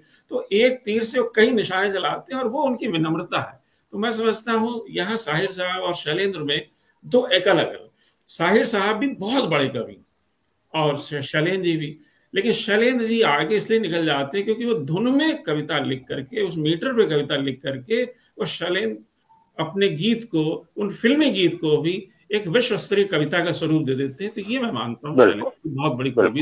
ये आपने बहुत अच्छे से आपने तुलनात्मक बात की, और ये जो मैं शुरू में बात मैंने पूछी भी थी, और मैं अपने मित्रों को यहाँ ये बता दूं कि ये बातें ऐसे ही नहीं आती हैं। मैं ये बातें यूं नहीं कर पाता क्योंकि मुझे उतना ज्ञान नहीं है, लेकिन आदरणीय इंद्रजीत सर के बारे में बता दूं, ट्रिपल एम में है अर्थशास्त्र, समाजशास्त्र और हिंदी से, पीएचडी में गोल्ड मेडलिस्ट है अर्थशास्त्र में। ये तो कमाल की बात है कि सीखा तो इन्होंने बिजनेस था, अर्थ की तरफ इन्होंने बहुत अच्छे से गोल्ड मेडलिस्ट पीएचडी की है, लेकिन चले गए हैं भावनाओं की तरफ। उसी तरह से हमारे आदरणीय बाबा शैलेंद्र जी थे। उनके अंदर एक बहुत विद्रोही आदमी रहता था जो किसी बड़े से बड़े आदमी को कह सकता है कि मैं हूं, और उनके अंदर एक बहुत विनम्र आदमी रहता था। इस बात का उदाहरण बाद में, उनके बाद के दिनों में भी रहा कि उन्होंने जो लिखा, शायद अपने ऊपर लिखा कि सब कुछ सीखा हमने, और वो अनाड़ी का जो उनका गीत है ना, वो वाकई कभी कभी लगता है कि उन्होंने अपने लिए लिखा होगा।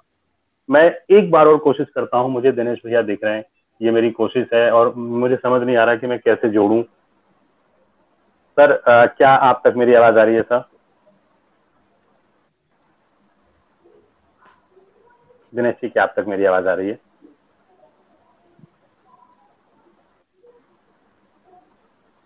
ये मेरी बदकिस्मती है कि आज मैं चाहकर भी आदरणीय दिनेश जी को नहीं सुन पा रहा हूँ। इतना मीठा बोलते हैं, इतना प्यारा बोलते हैं, पूरे परिवार को मैंने सुना इंटरव्यू में। रवि जी ऐसा कर सकते हैं, रवि जी, कि इनको व्हाट्सएप पे एक क्वेश्चन भेज देते हैं और फिर वो बोलें, क्योंकि उनकी आवाज हमें सुनाई पड़ रही है तो मुझे लगता है ऑडियंस को सुनाई पड़ेगी। तो एक व्हाट्सएप पे नहीं, मैं ही लेकिन हमें भेज भी देता नहीं हूँ, आ रही है, मैं मतलब भेज मुझे देता हूँ व्हाट्सएप पे।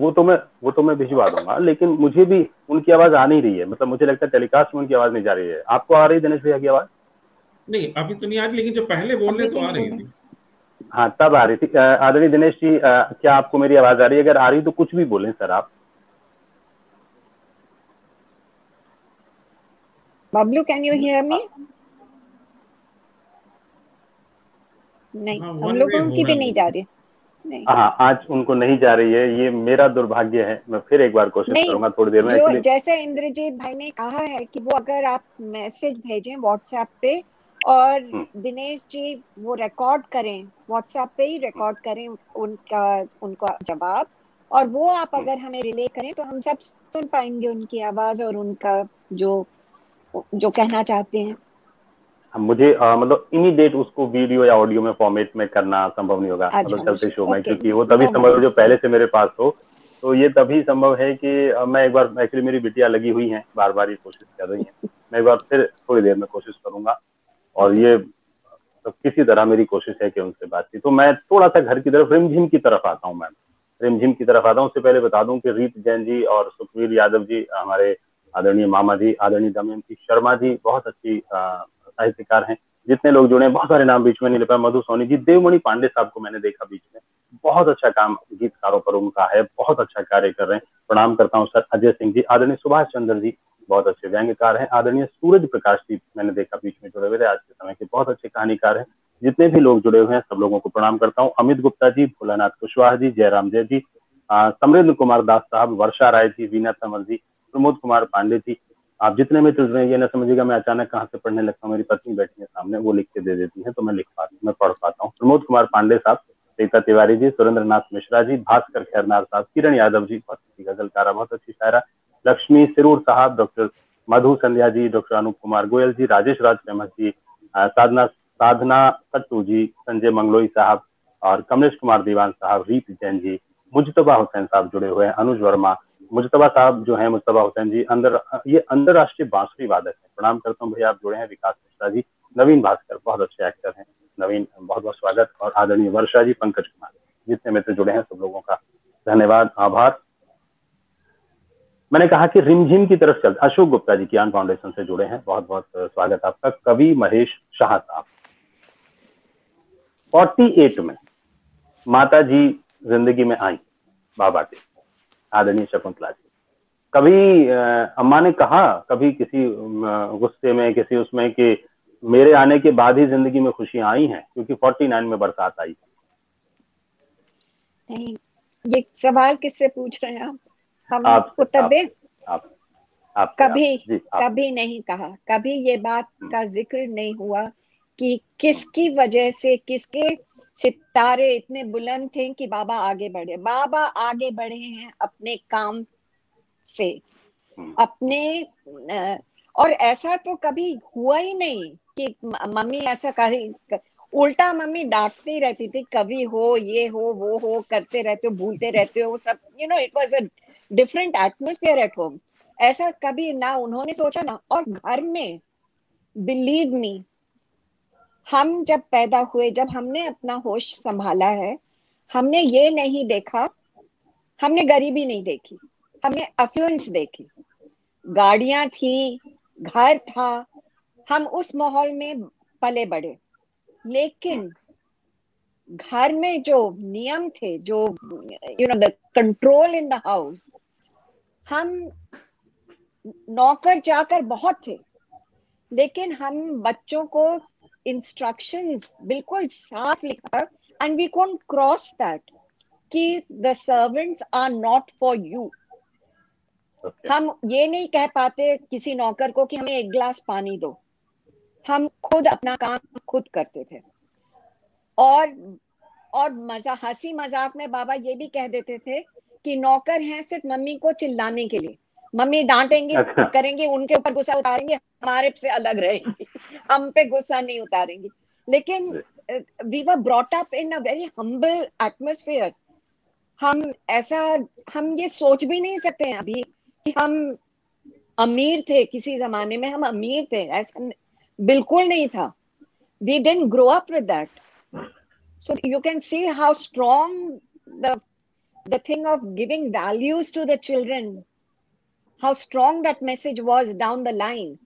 कि हम पानी तक नहीं नौकर से कह सकते हैं कि पानी अपनी प्लेट टेबल पे से उठा के खुद ले जाना, चौके में खुद रखना, खुद अपना काम. और घर में ये भी माहौल था कि मम्मी की ट्रेनिंग, मम्मी बाबा अक्सर मजाक में भी कहते थे कि यू मस्ट लर्न कुकिंग. हम लोग छोटे थे, गोपा और हम, हमारी छोटी बहन गोपा जो अब नहीं है, छोटे थे बहुत, लेकिन बाबा हम दोनों से कहते थे please learn how to cook, do not experiment on me as your mother has done. कि मम्मी ने शादी के बाद आकर खाना बनाना ये सब शुरू किया, बाबा के ऊपर एक्सपेरिमेंट किया, तो बाबा कहते थे तुम दोनों पहले से सीख के जाना अपने घर खाना बनाना सब काम. और हमसे बकायदा घर में झाड़ू लगवाई जाती थी, पोछा करवाया जाता था. It was very different. नौकर के सामने हम करते थे. Both the girls were taught the house hold work, everything. और पढ़ाई लिखाई में भी आगे बढ़ना है, ये भी नहीं कि you know you can sit at home do compromise, नहीं, ऐसा भी नहीं था. पढ़ाई लिखाई में भी अच्छे नंबर आने हैं, अच्छे नंबरों से पास होना है. It was a tough atmosphere at home. अब जैसा आपने कहा बच्चे जो है, ये तो एक बहुत ही आदर्श सी स्थिति होती है जब हम अपने पिता के बारे में बात करते हैं. लेकिन मम्मी का नाराज होना तो बनता था. अपने गीत लेखन में बाबा इतने वो रहते थे कि उन्होंने लिखा है एक जगह पर, ये इंद्रजीत सर की बुक में मैंने पढ़ा, अगस्त के महीने में 1966 में छपा था उनका एक लेख, कि इप्टा की मीटिंग में वो माताजी को लेकर गए और उन्हें वहीं भूल आए, अपना गाना लिखते लिखते वापस अपने घर आ गए. सही है. और वापस आए, बाबा आ गए घर और मम्मी वहां परेशान. नई शादी थी, मम्मी वहां बैठी. फिर दीना पाठक, उन्होंने मम्मी को घर लेके गई वो. और बाबा पर बहुत नाराज हुई कि घर जब पहुंची तो देखा कि बाबा एक तरफ बैठे सिगरेट पी रहे. तो आपको ये भी नहीं है, होश भी नहीं है, बीवी को छोड़ा है. तो बाबा कहने नहीं, हमें पता था वो किसी ना किसी के साथ आ ही जाएगी, तुम हो ना वहां. दीना आंटी से कह दिया. और it was never taken in a bad way. Mummy कभी बाबा पर, तो I think my brothers will also say कि दोनों का झगड़ा हमने कभी देखा नहीं. बाबा और मम्मी का झगड़ा, ऊंची आवाज में बोलना, बात करना, कभी नहीं.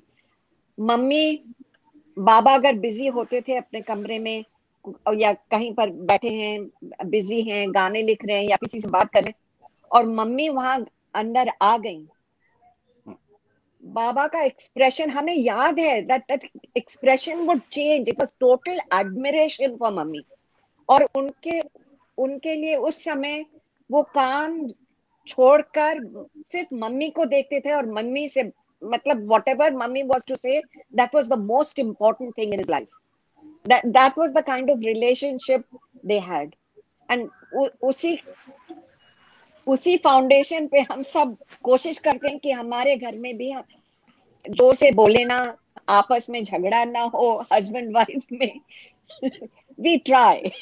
लेकिन सच बात यह है कि वो आपने बना के रखा है. मैं अपने तमाम दर्शक मित्रों को बता दूं, जितने भी सम्मानित मित्र हैं, कि जैसा मैंने शुरू में कहा कि कोई भी छोटा बड़ा कभी भी उनके परिवार से अगर कांटेक्ट करता है, तो मैंने जितना औरों से सुना था अब तक, अब मेरा भी खुद का तजुर्बा है कि वो इतने प्यार से, इतने अपनेपन से ये कहीं ना कहीं एक लगाव दर्शाते हैं, एक अपनापन दिखाते हैं कि सामने वाले को लगता है कि हम बहुत समय से जानते हैं एक दूसरे.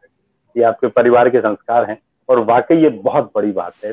मैं एक छोटा सा गीत रखता हूँ और उसके बाद मैं आऊंगा कि एक बार आदरणीय मनोज जी पर बाबा बुरी तरह नाराज हो गए थे.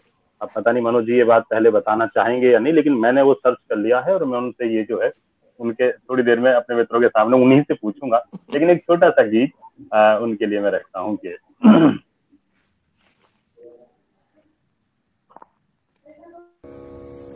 ये शाम की तन्हाइयाँ ऐसे में तेरा गम,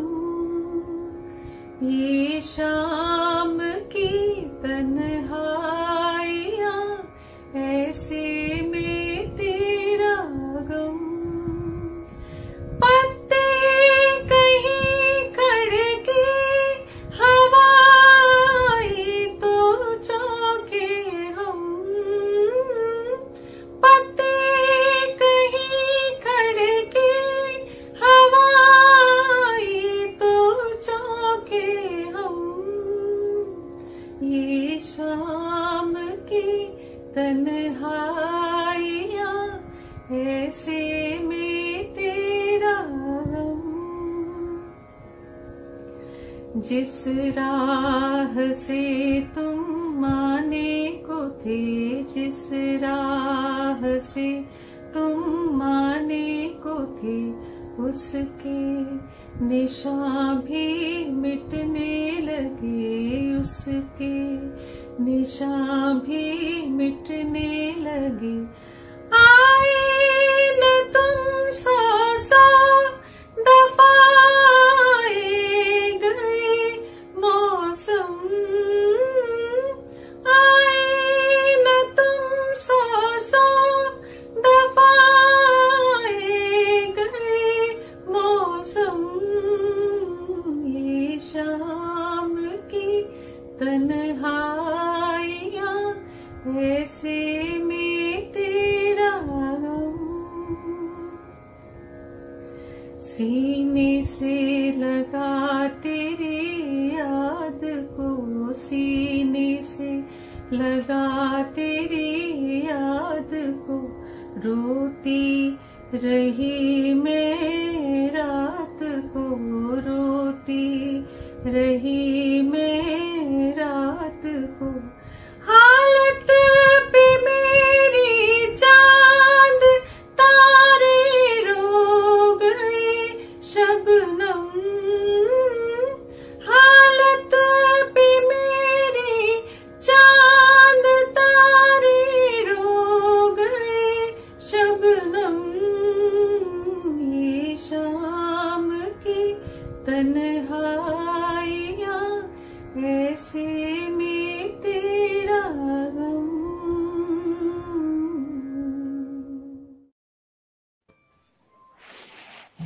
ये एक गीत उनकी याद में आदरणीय उर्वशी जी, हमारी बड़ी बहन है, उन्होंने भेजा था। और वीरेंद्र यादव जी, बहुत बहुत धन्यवाद, आप पधारे हैं। चंद्रपाल यादव जी, आदरणीय मनोज भैया बिल्कुल देखिए एकदम सीधे होकर बैठ गए, उनको पता है कि ये आदमी अगला सवाल मेरे से ही पूछने वाला है।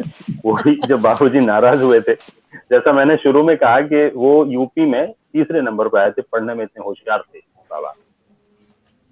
ऐसे ही किसी विषय पे एक बार आपसे नाराज हुए और उन्होंने जो सजा दिया, आपने लिखा है कि उससे बेहतर था वो मुझे पीटते, तो वो कम सजा होती। मैं चाहता हूँ कि वो आपसे सुने।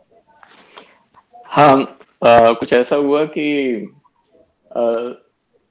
कुछ स्कूल का एग्जाम था, मतलब फर्स्ट ईयर 3 टर्म्स के एग्जाम्स होते थे, तो उसमें से पहले या दूसरे टर्म के एग्जाम में हमारे नंबर कुछ अच्छे नहीं आए और रिपोर्ट कार्ड अच्छा नहीं था। तो पर रिपोर्ट कार्ड तो साइन कराना था और पेरेंट्स से, और स्कूल में दैट वाज द रिक्वायरमेंट कि it has to be produced with a signature. तो अब पहले तो हमने अपनी मदर से कहा कि साइन कर दो, तो उन्होंने कहा इसमें हम साइन तो नहीं करेंगे, अपने बाबा को दिखाओ और वो ही साइन करेंगे। अब डरते डरते हम कमरे में गए और अपना रिपोर्ट कार्ड उनके सामने रखा और बोला कि इस पे साइन कर दो। तो उन्होंने देखा और मतलब नाराज हो गए देखते ही साथ कि रिपोर्ट कार्ड अच्छा नहीं है। तो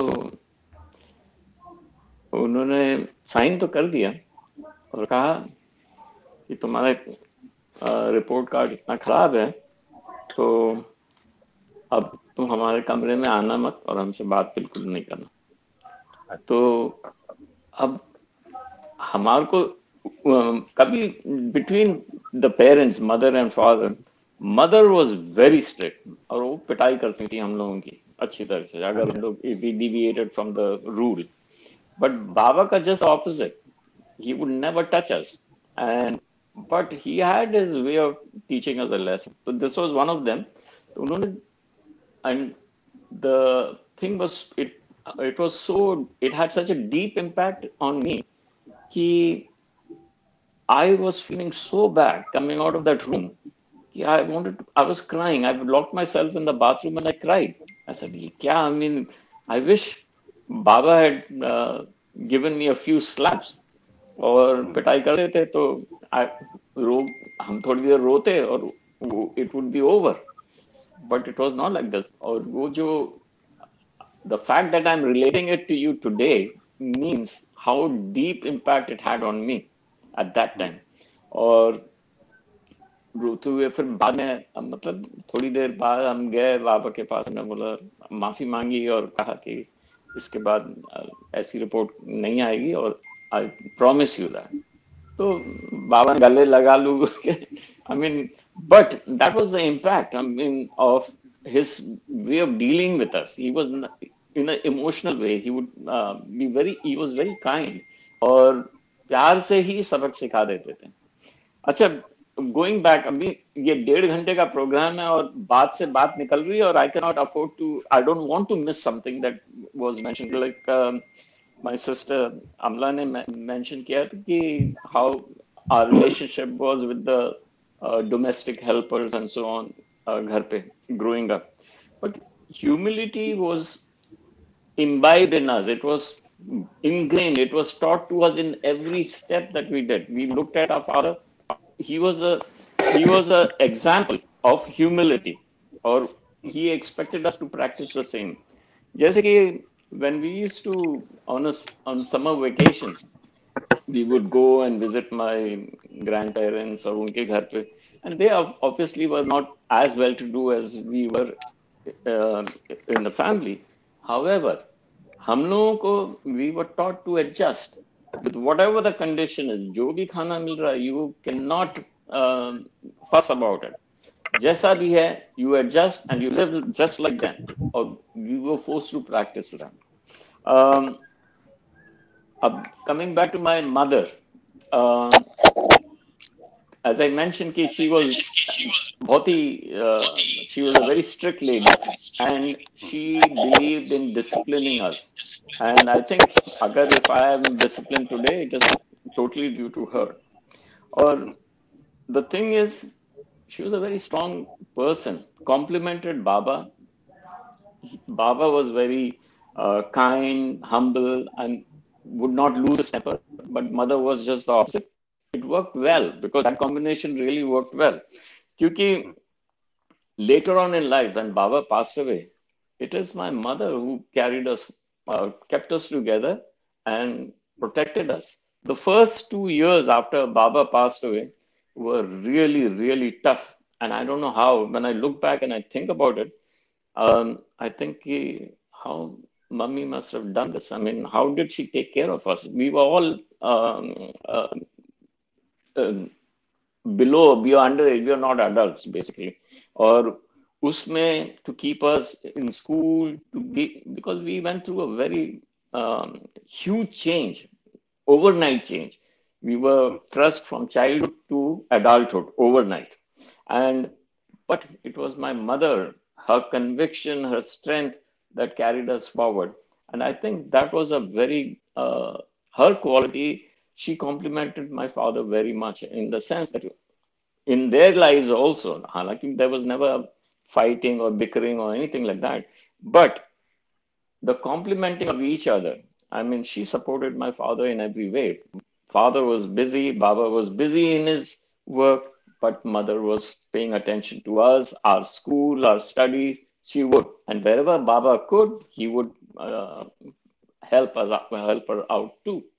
So, I mean, this is a combination which really worked, and I have to give credit to my mother too. I mean, because of her, Baba was also able to free his time and free his mind from the domestic chores and pay attention to his work.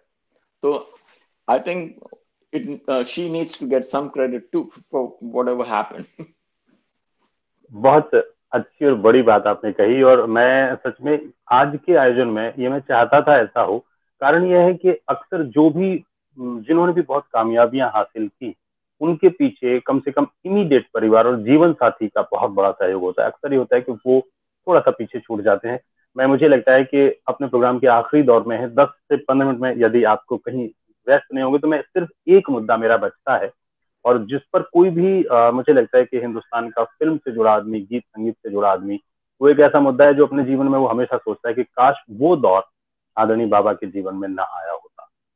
जिस रूप में आया, बस उस पर मैं चाहूंगा कि हम 10 मिनट के आसपास का और है। मैं एक चिट्ठी अम्मा की पढ़ना चाहता हूँ। चिट्ठी नहीं है, जो उन्होंने उन पर एक लेख लिखा था, माधुरी में छपा था। आदरणीय इंद्रजीत सर की वजह से मैं उस तक पहुंच पाया। मुझे आप इजाजत दें, क्योंकि मैं चाहता हूं कि मेरे दोस्तों को, तो उसका एक पेज सिर्फ आपके सामने रखता हूं। दुआ दीजिए मैं पूरा पढ़ सकूं, क्योंकि मैं बहुत जल्दी रो देता हूं।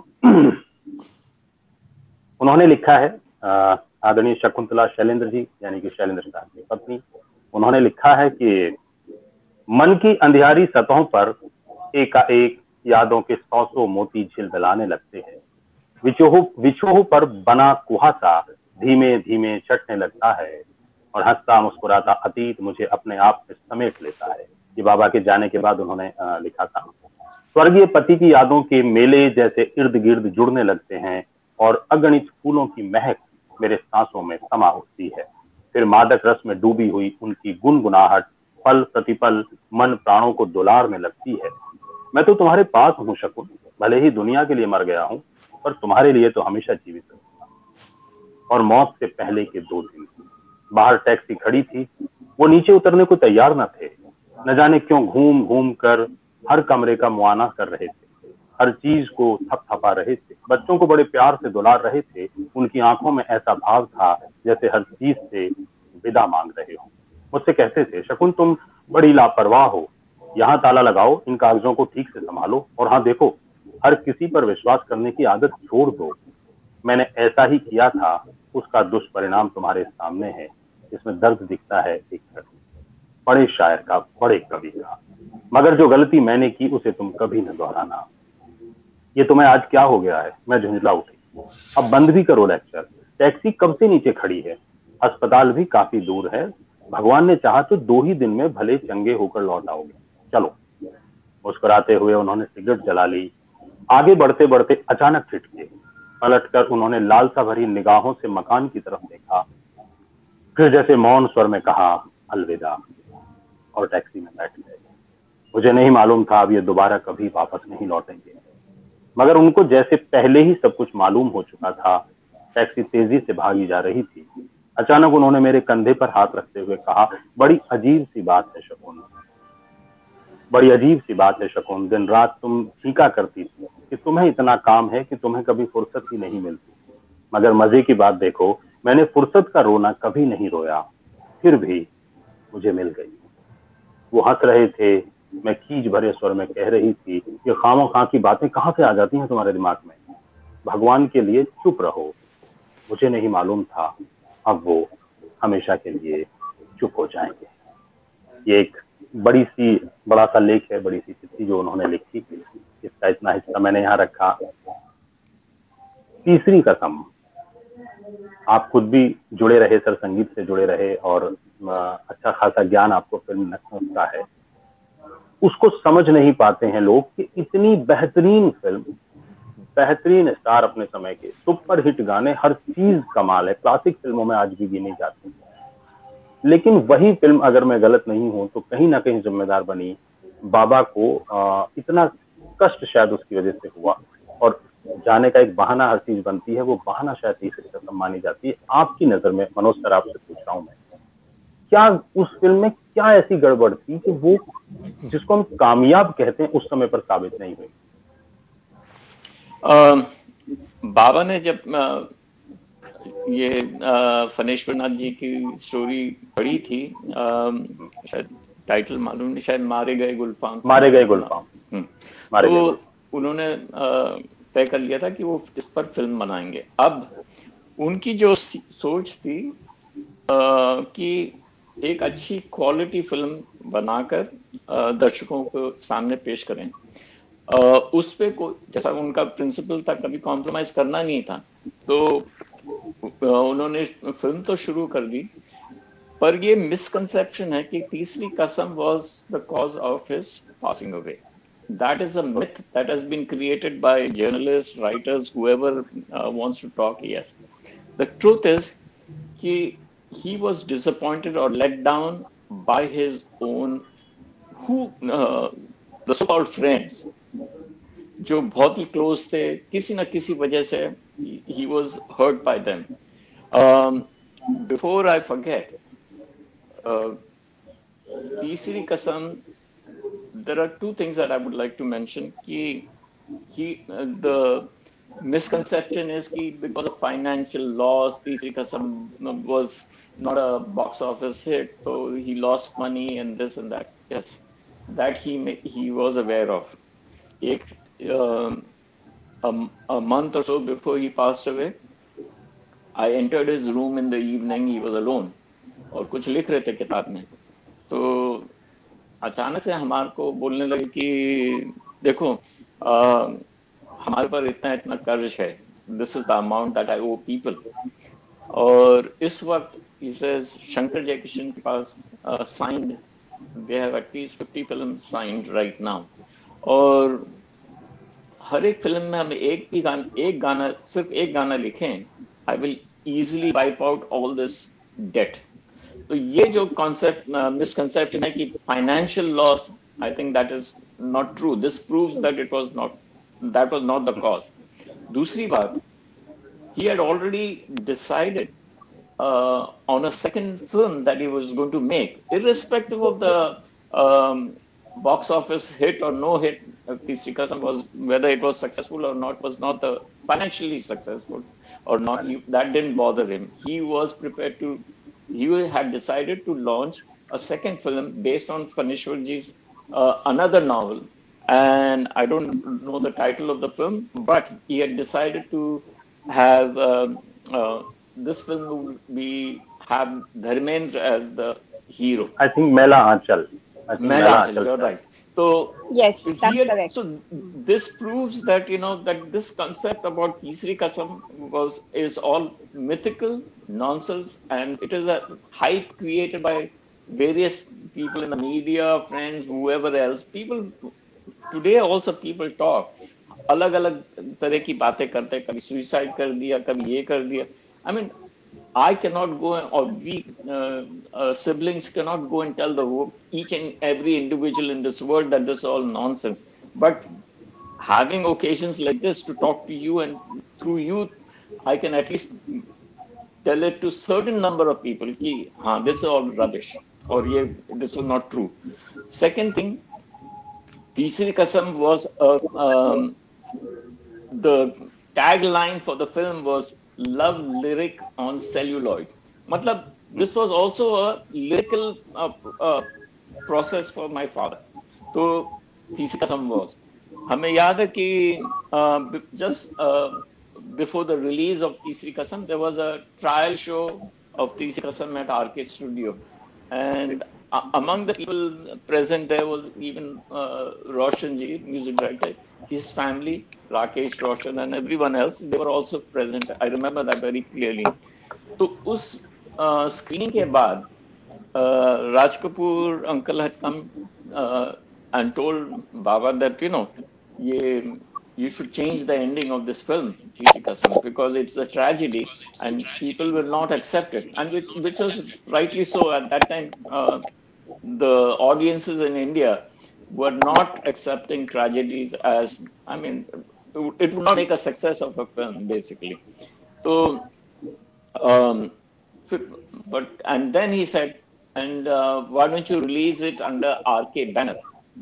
So Baba told him point blank that he's not going to change the ending, and neither is he going to release it under RK banner. It will be under his banner of Image Makers, and he stuck to it.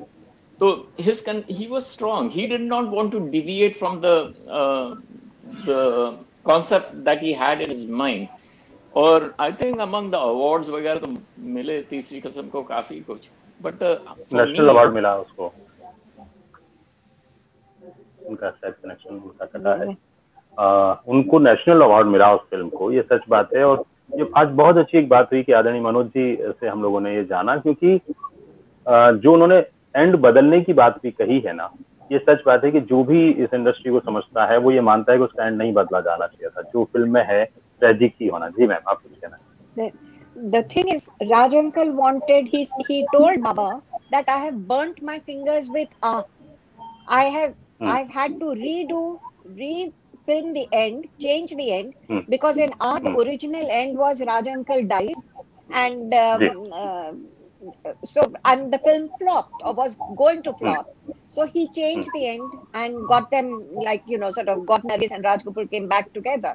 And he said, I burnt my fingers, don't do this, you will lose your money. Baba said no, he stuck to his, because that was the whole base of the story, तीसरी कसम. And he kept saying that अगर हम ये change कर दें तो ये तीसरी कसम नहीं रहेगी, तो वो तो दूसरी दो कसम ही हो जाएंगी. हाँ, दो कसम हो जाएगी, सही बात है. भाई को तीसरी. And I repeat what I have heard my brother Manoj Bhaiya say earlier when we talked about it, that financial problem was not an issue at all. But, and these are exact my brother's words, his investment in people went wrong. सारे लोग जो भी जुड़े हुए थे तीसरी कसम से, they were trying their best to make a quick buck. कोई इधर पैसे खा रहा है, कोई उधर पैसे खा रहा है. They were all ready to cheat him left, right and center. जो शूटिंग तीसरी कसम की एक गांव महाराष्ट्र में हो सकती है, वो वहां नहीं होके बीना जाती है. For ulterior motives or whatever reasons, for other relatives and friends to be in Bina in Madhya Pradesh for no reason at all. No practical reason, because एक गांव तो जहां पर भी शूटिंग कर लो, गांव तो गांव है. महाराष्ट्र में भी वही गांव है, बिहार में भी वही गांव है, पंजाब में भी वही है. So it's wrong. What people did was very wrong. A small thing like बैल, दो बैल थे तीसरी कसम के.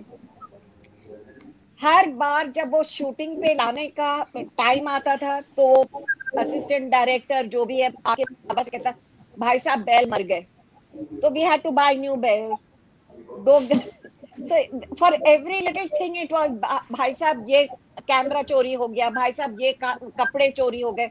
So everything was done from scratch again and again for each shooting session. It was really sad, but this is how it was. His investment, not just friends, close family also, took him for a ride. Took him for a ride, left, right, and center. It makes our blood boil. Ask the siblings, my brothers and me, whoever is alive now. We feel terrible that we lost our father, not because of Tisri Kasam, but because of these people who were around him, who were cheating him. And he, being an emotional and sensitive person, couldn't take that. He trusted them. He thought they were his friends. And if they could do that to him, they could stab him in the back just for a few pennies here and there. I mean, what was life? We lost our father to that, not to Tisri Kasam. Tisri Kasam would have been his pride and his joy. I'm sure in heaven, wherever he is, he must be looking back down and thinking the same, that Tisri Kasam was one good film that he did. एक उसमें आप कुछ कह रहे थे जब connection करते रवि जी. हाँ, वी गॉट डिस्कनेक्टेड. उसमें आई वांटेड टू से कि Teesri Kasam won many awards, national awards and so on, but हमारे लिए द बिगेस्ट कॉम्प्लीमेंट और award for Teesri Kasam is Phanishwar Nath Renu ji lines, जिन्होंने कहानी लिखी. उन्होंने कहीं किसी माधुरी या किसी मैगजीन में आर्टिकल में मेंशन किया था कि for me, Shailendra created Tisri Kasam just as I had thought in my novel. I think, or he recreated my novel in the film. So, which I think is the biggest compliment, because to create the writer's concept in a medium of the film, I think that personally I believe was a very big compliment, bigger than most awards. बिल्कुल बिल्कुल. दूसरी बात sir, जो इस film के बारे में जो भी फिल्म पैटर्निटी से जुड़े लोग हैं या जो भी बुद्धिजीवी सबका है, चाहे वो फिल्म से ना भी जुड़ा हो, आप ये मान के चलें कि वो फिल्म हमेशा याद की जाएगी. कमर्शियली क्या हुआ, कितने में वो बनी और क्यों उसको 6 साल लगे, जिसका शेड्यूल 6 महीने का था, 6 महीने में कंप्लीट होनी थी फिल्म, जिसको 3 लाख में कंप्लीट होना था वो 23 लाख पर पहुंची. तो डेफिनेटली वो लेकिन मुझे एक बात आज के आयोजन के लिए बहुत जरूरी थी जो होनी, ज्यादातर जो ये लोगों में है कि वो तीसरी कसम की नाकामयाबी या फाइनेंशियल उसकी वजह से उनको आघात लगा. ये जो बात आपने कही, क्योंकि वो बहुत इमोशनल थे. जो अम्मा ने लिखा और उसमें जो वो लाइन है कि जो मैंने गलती की, वो लोगों के व्यवहार से कहीं ज्यादा टूटे, क्योंकि इमोशनल आदमी बहुत जल्दी टूट जाता है। ये क्योंकि दूसरी फिल्म वो तभी शुरू कर रहे थे जब फाइनेंशियल प्रॉब्लम में कम से कम नहीं थे, रास्ता उनको दिख रहा था, जैसा आपने बताया कि एक गाना भी लिखूंगा तो मेरा सारा कर्ज उतर जाएगा। लेकिन हाँ, तीसरी कसम के लिए वो बतौर मेकर भी हमेशा याद किए जाएंगे, ये सच बात है। जहां तक आपने रेणु जी का जिक्र किया, रेणु जी का एक मैं चिट्ठी पढ़ रहा था बीच में, उन्होंने ये कहा है कि मैं अपने आप को, ये उनका खैर बड़कपन है क्योंकि उनका भी कोई वो नहीं था, उन्होंने कहा है कि मैं अपने आप को हत्यारा मानता हूँ मेरे दोस्त का, मेरे मित्र का। काश उन्होंने जब पहली चिट्ठी मुझको शैलेंद्र जी ने लिखी थी कि मैं इसको फिल्म बनाना चाहता हूँ, काश मैंने उसी वक्त उनकी बात को मना कर दिया होता तो वो फिल्म प्रोड्यूस ना करते। ये उनका अपना, उन्होंने उस लेटर में कहा है कि मैं भाभी से भी क्षमा चाहता हूँ, मैं बच्चों से क्षमा चाहता हूँ, बड़े भैया आदरणीय शैलेंद्र जी के लिए उन्होंने लिखा है। लेकिन हाँ, ये सच बात है जो आज आपने कही। और मैं अपने मित्रों को बता दूं, मैं बहुत दिल से चाहता था कि दिनेश भैया होते। पिछले ही दिनों इसी कोरोना काल में शैलेंद्र चौक यहाँ पर जो है बनाया गया है मुंबई में, और मैं चाहूंगा इंद्रजीत सर उसके बारे में थोड़ा सा जरूर बताएं, फिर हम अपने प्रोग्राम के बिल्कुल अंत। RK यादव जी रॉ से हमारे जुड़े हुए हैं, सीमा श्रीवास्तव जी, प्रमोद शर्मा अतर जी, कुछ नाम हरजीत राठी जी, संगीता यादव हमारे साथ BBC न्यूज से जुड़ी हुई, ललिता जोशी जी, अजय साहब हमारे साथ में जुड़े हैं, जावेद बदायूनी साहब हमारे साथ लगातार में बने हुए हैं, और जितने भी मित्र, भोलानाथ कुशवाहा जी, सब लोगों का बहुत, मैं बीच नाम नहीं ले पा रहा हूँ मित्रों के, लेकिन मुझे क्षमा कीजिएगा क्योंकि बातचीत चल रही है, प्रोग्राम का थोड़ा समय भी मैंने बढ़ा दिया। जी इंद्रजीत सर। रवि जी, ये बात तो काफी दिनों से प्रस्तावित थी कि शैलेंद्र जी की स्मृति में चौराहा या मार्ग होना चाहिए। मथुरा में भी मनोज भाई साहब ने, अमला जी ने, दिनेश जी ने और वहाँ की लोकल जनता ने भी, क्योंकि वो उनका एक बचपन का स्थल था जहाँ वो लगभग 9-10 साल रहे भी और पढ़ाई की उन्होंने, वहाँ खैर वो मार्ग बना। लेकिन गुलजार साहब जो पहली बार 2000 में आए थे तो वो भी ये कह रहे थे कि जो काम हम लोगों को करना चाहिए वो शायद नहीं हो पा रहा है। और 2001 में हम लोगों ने एक कार्यक्रम बॉम्बे पे किया था, अमला दीदी भी थी और साथ में दिनेश जी, सब लोग थे। तो शबाना जी आई थी, कैफी आजमी साहब का सम्मान था, शैलेंद्र सम्मान दूसरा हमने कैफी आजमी साहब को दिया था। तो शबाना जी उस समय सांसद भी थी, जावेद साहब आए थे, निदा साहब थे। तो मैंने कार्यक्रम के अंत में कहा था कि मैं चाहता हूं कि यहाँ पर, क्योंकि मोहम्मद रफ़ी की स्मृति में भी है, राजेंद्र सिंह बेदी की स्मृति में है, लक्ष्मीकांत जी की स्मृति में, इतने लोगों की स्मृति में है, शैलेंद्र जी हर मायने में उनके समानांतर या उनसे आगे भी कह सकता हूं मैं। तो शबाना जी ने कहा था कि नहीं, ये हम लोग कोशिश करेंगे, ये बहुत जल्दी हो जाएगा। लेकिन वो होता है, जब तक आप पीछे नहीं पड़ते हैं तो ये काम होते नहीं। शबाना जी सांसद थी, वो दिल्ली चली गई, उसके बाद हम लोग न वापस लौटे, अमला जी चली गई दुबई। अब वो कुल मिलाकर के वो प्रोजेक्ट ऐसे ही, लेकिन अमला जी का ये सपना था, दिनेश जी का, मनोज जी का, कि भाई ये हो। और अमला जी ने बहुत लगा कि अभी कोरोना पीरियड में, हालांकि मनोज जी भी जाते, मैं भी जाना चाहता था, लेकिन कोरोना की वजह से हम लोग नहीं पहुंच पाए। लेकिन ये बड़ा अच्छा काम हुआ, तो उसके लिए तो मैं आभार व्यक्त करता हूँ। लेकिन अंत में एक बात मैं जरूर कहना चाहता हूँ, शैलेंद्र जी की स्मृति में दिल है हिंदुस्तानी नाम से एक ट्रेन चलाई जानी चाहिए। उसके पीछे मैं तर्क दे रहा हूँ। आपको बता दूं कि गोदान एक्सप्रेस जो है 1980 में चलाई गई, प्रेमचंद जी की स्मृति में जब उनकी जन्म शताब्दी मनाई गई तो गोदान एक्सप्रेस नाम से ट्रेन चली। और जयशंकर प्रसाद जी की स्मृति में कामायनी एक्सप्रेस चलाई गई, टैगोर साहब की स्मृति में गीतांजलि एक्सप्रेस चलाई। और जो सबसे अच्छी बात हुई कि कैफी आजमी की स्मृति में उनकी रचनाओं की नहीं, उनके नाम से ही कैफियत एक्सप्रेस चलाएगी। और ये 4 लोगों के नाम पर ट्रेन है। और शैलेंद्र जी ने तो 9 साल तक रेलवे में सर्विस की है, तो ये रेलवे डिपार्टमेंट की ड्यूटी बनती है कि अपने इस डायमंड को, जिनकी वजह से उनकी बड़ी पहचान होनी चाहिए, तो दिल है हिंदुस्तानी नाम से कम 2023 में उनकी जन्म शताब्दी आने वाली है, उसके प्रायर ये सब कार्यवाही हो जाए। और इससे बढ़कर क्या हो सकता है कि ट्रेन के डब्बे में दिल है हिंदुस्तानी ट्रेन का नाम हो, और सारे हिंदुस्तानी लोग, जिसमें हर धर्म के लोग हो, हर जाति के लोग हो, हर क्षेत्र के लोग हो, हर वर्ग के लोग, विदेशी लोग भी हों, और सब लोग उसमें मौजूद होंगे। और शैलेंद्र के गीतों के मुखड़े भी अगर लिखे जाएं उसमें तो और भी अच्छी बात है। कम से कम दिल है हिंदुस्तानी नाम से कि ट्रेन चले, और वो बॉम्बे से मथुरा वाली रोड पे हो, जहाँ उनका अपनी भाई जन्मस्थली तो खैर उसमें थी रावलपिंडी में, लेकिन उनकी जो कर्मस्थली भी शुरुआती दौर पे, और बाद में तो खैर बॉम्बे ही है, अब तो हम लोग मुंबई बोलते हैं।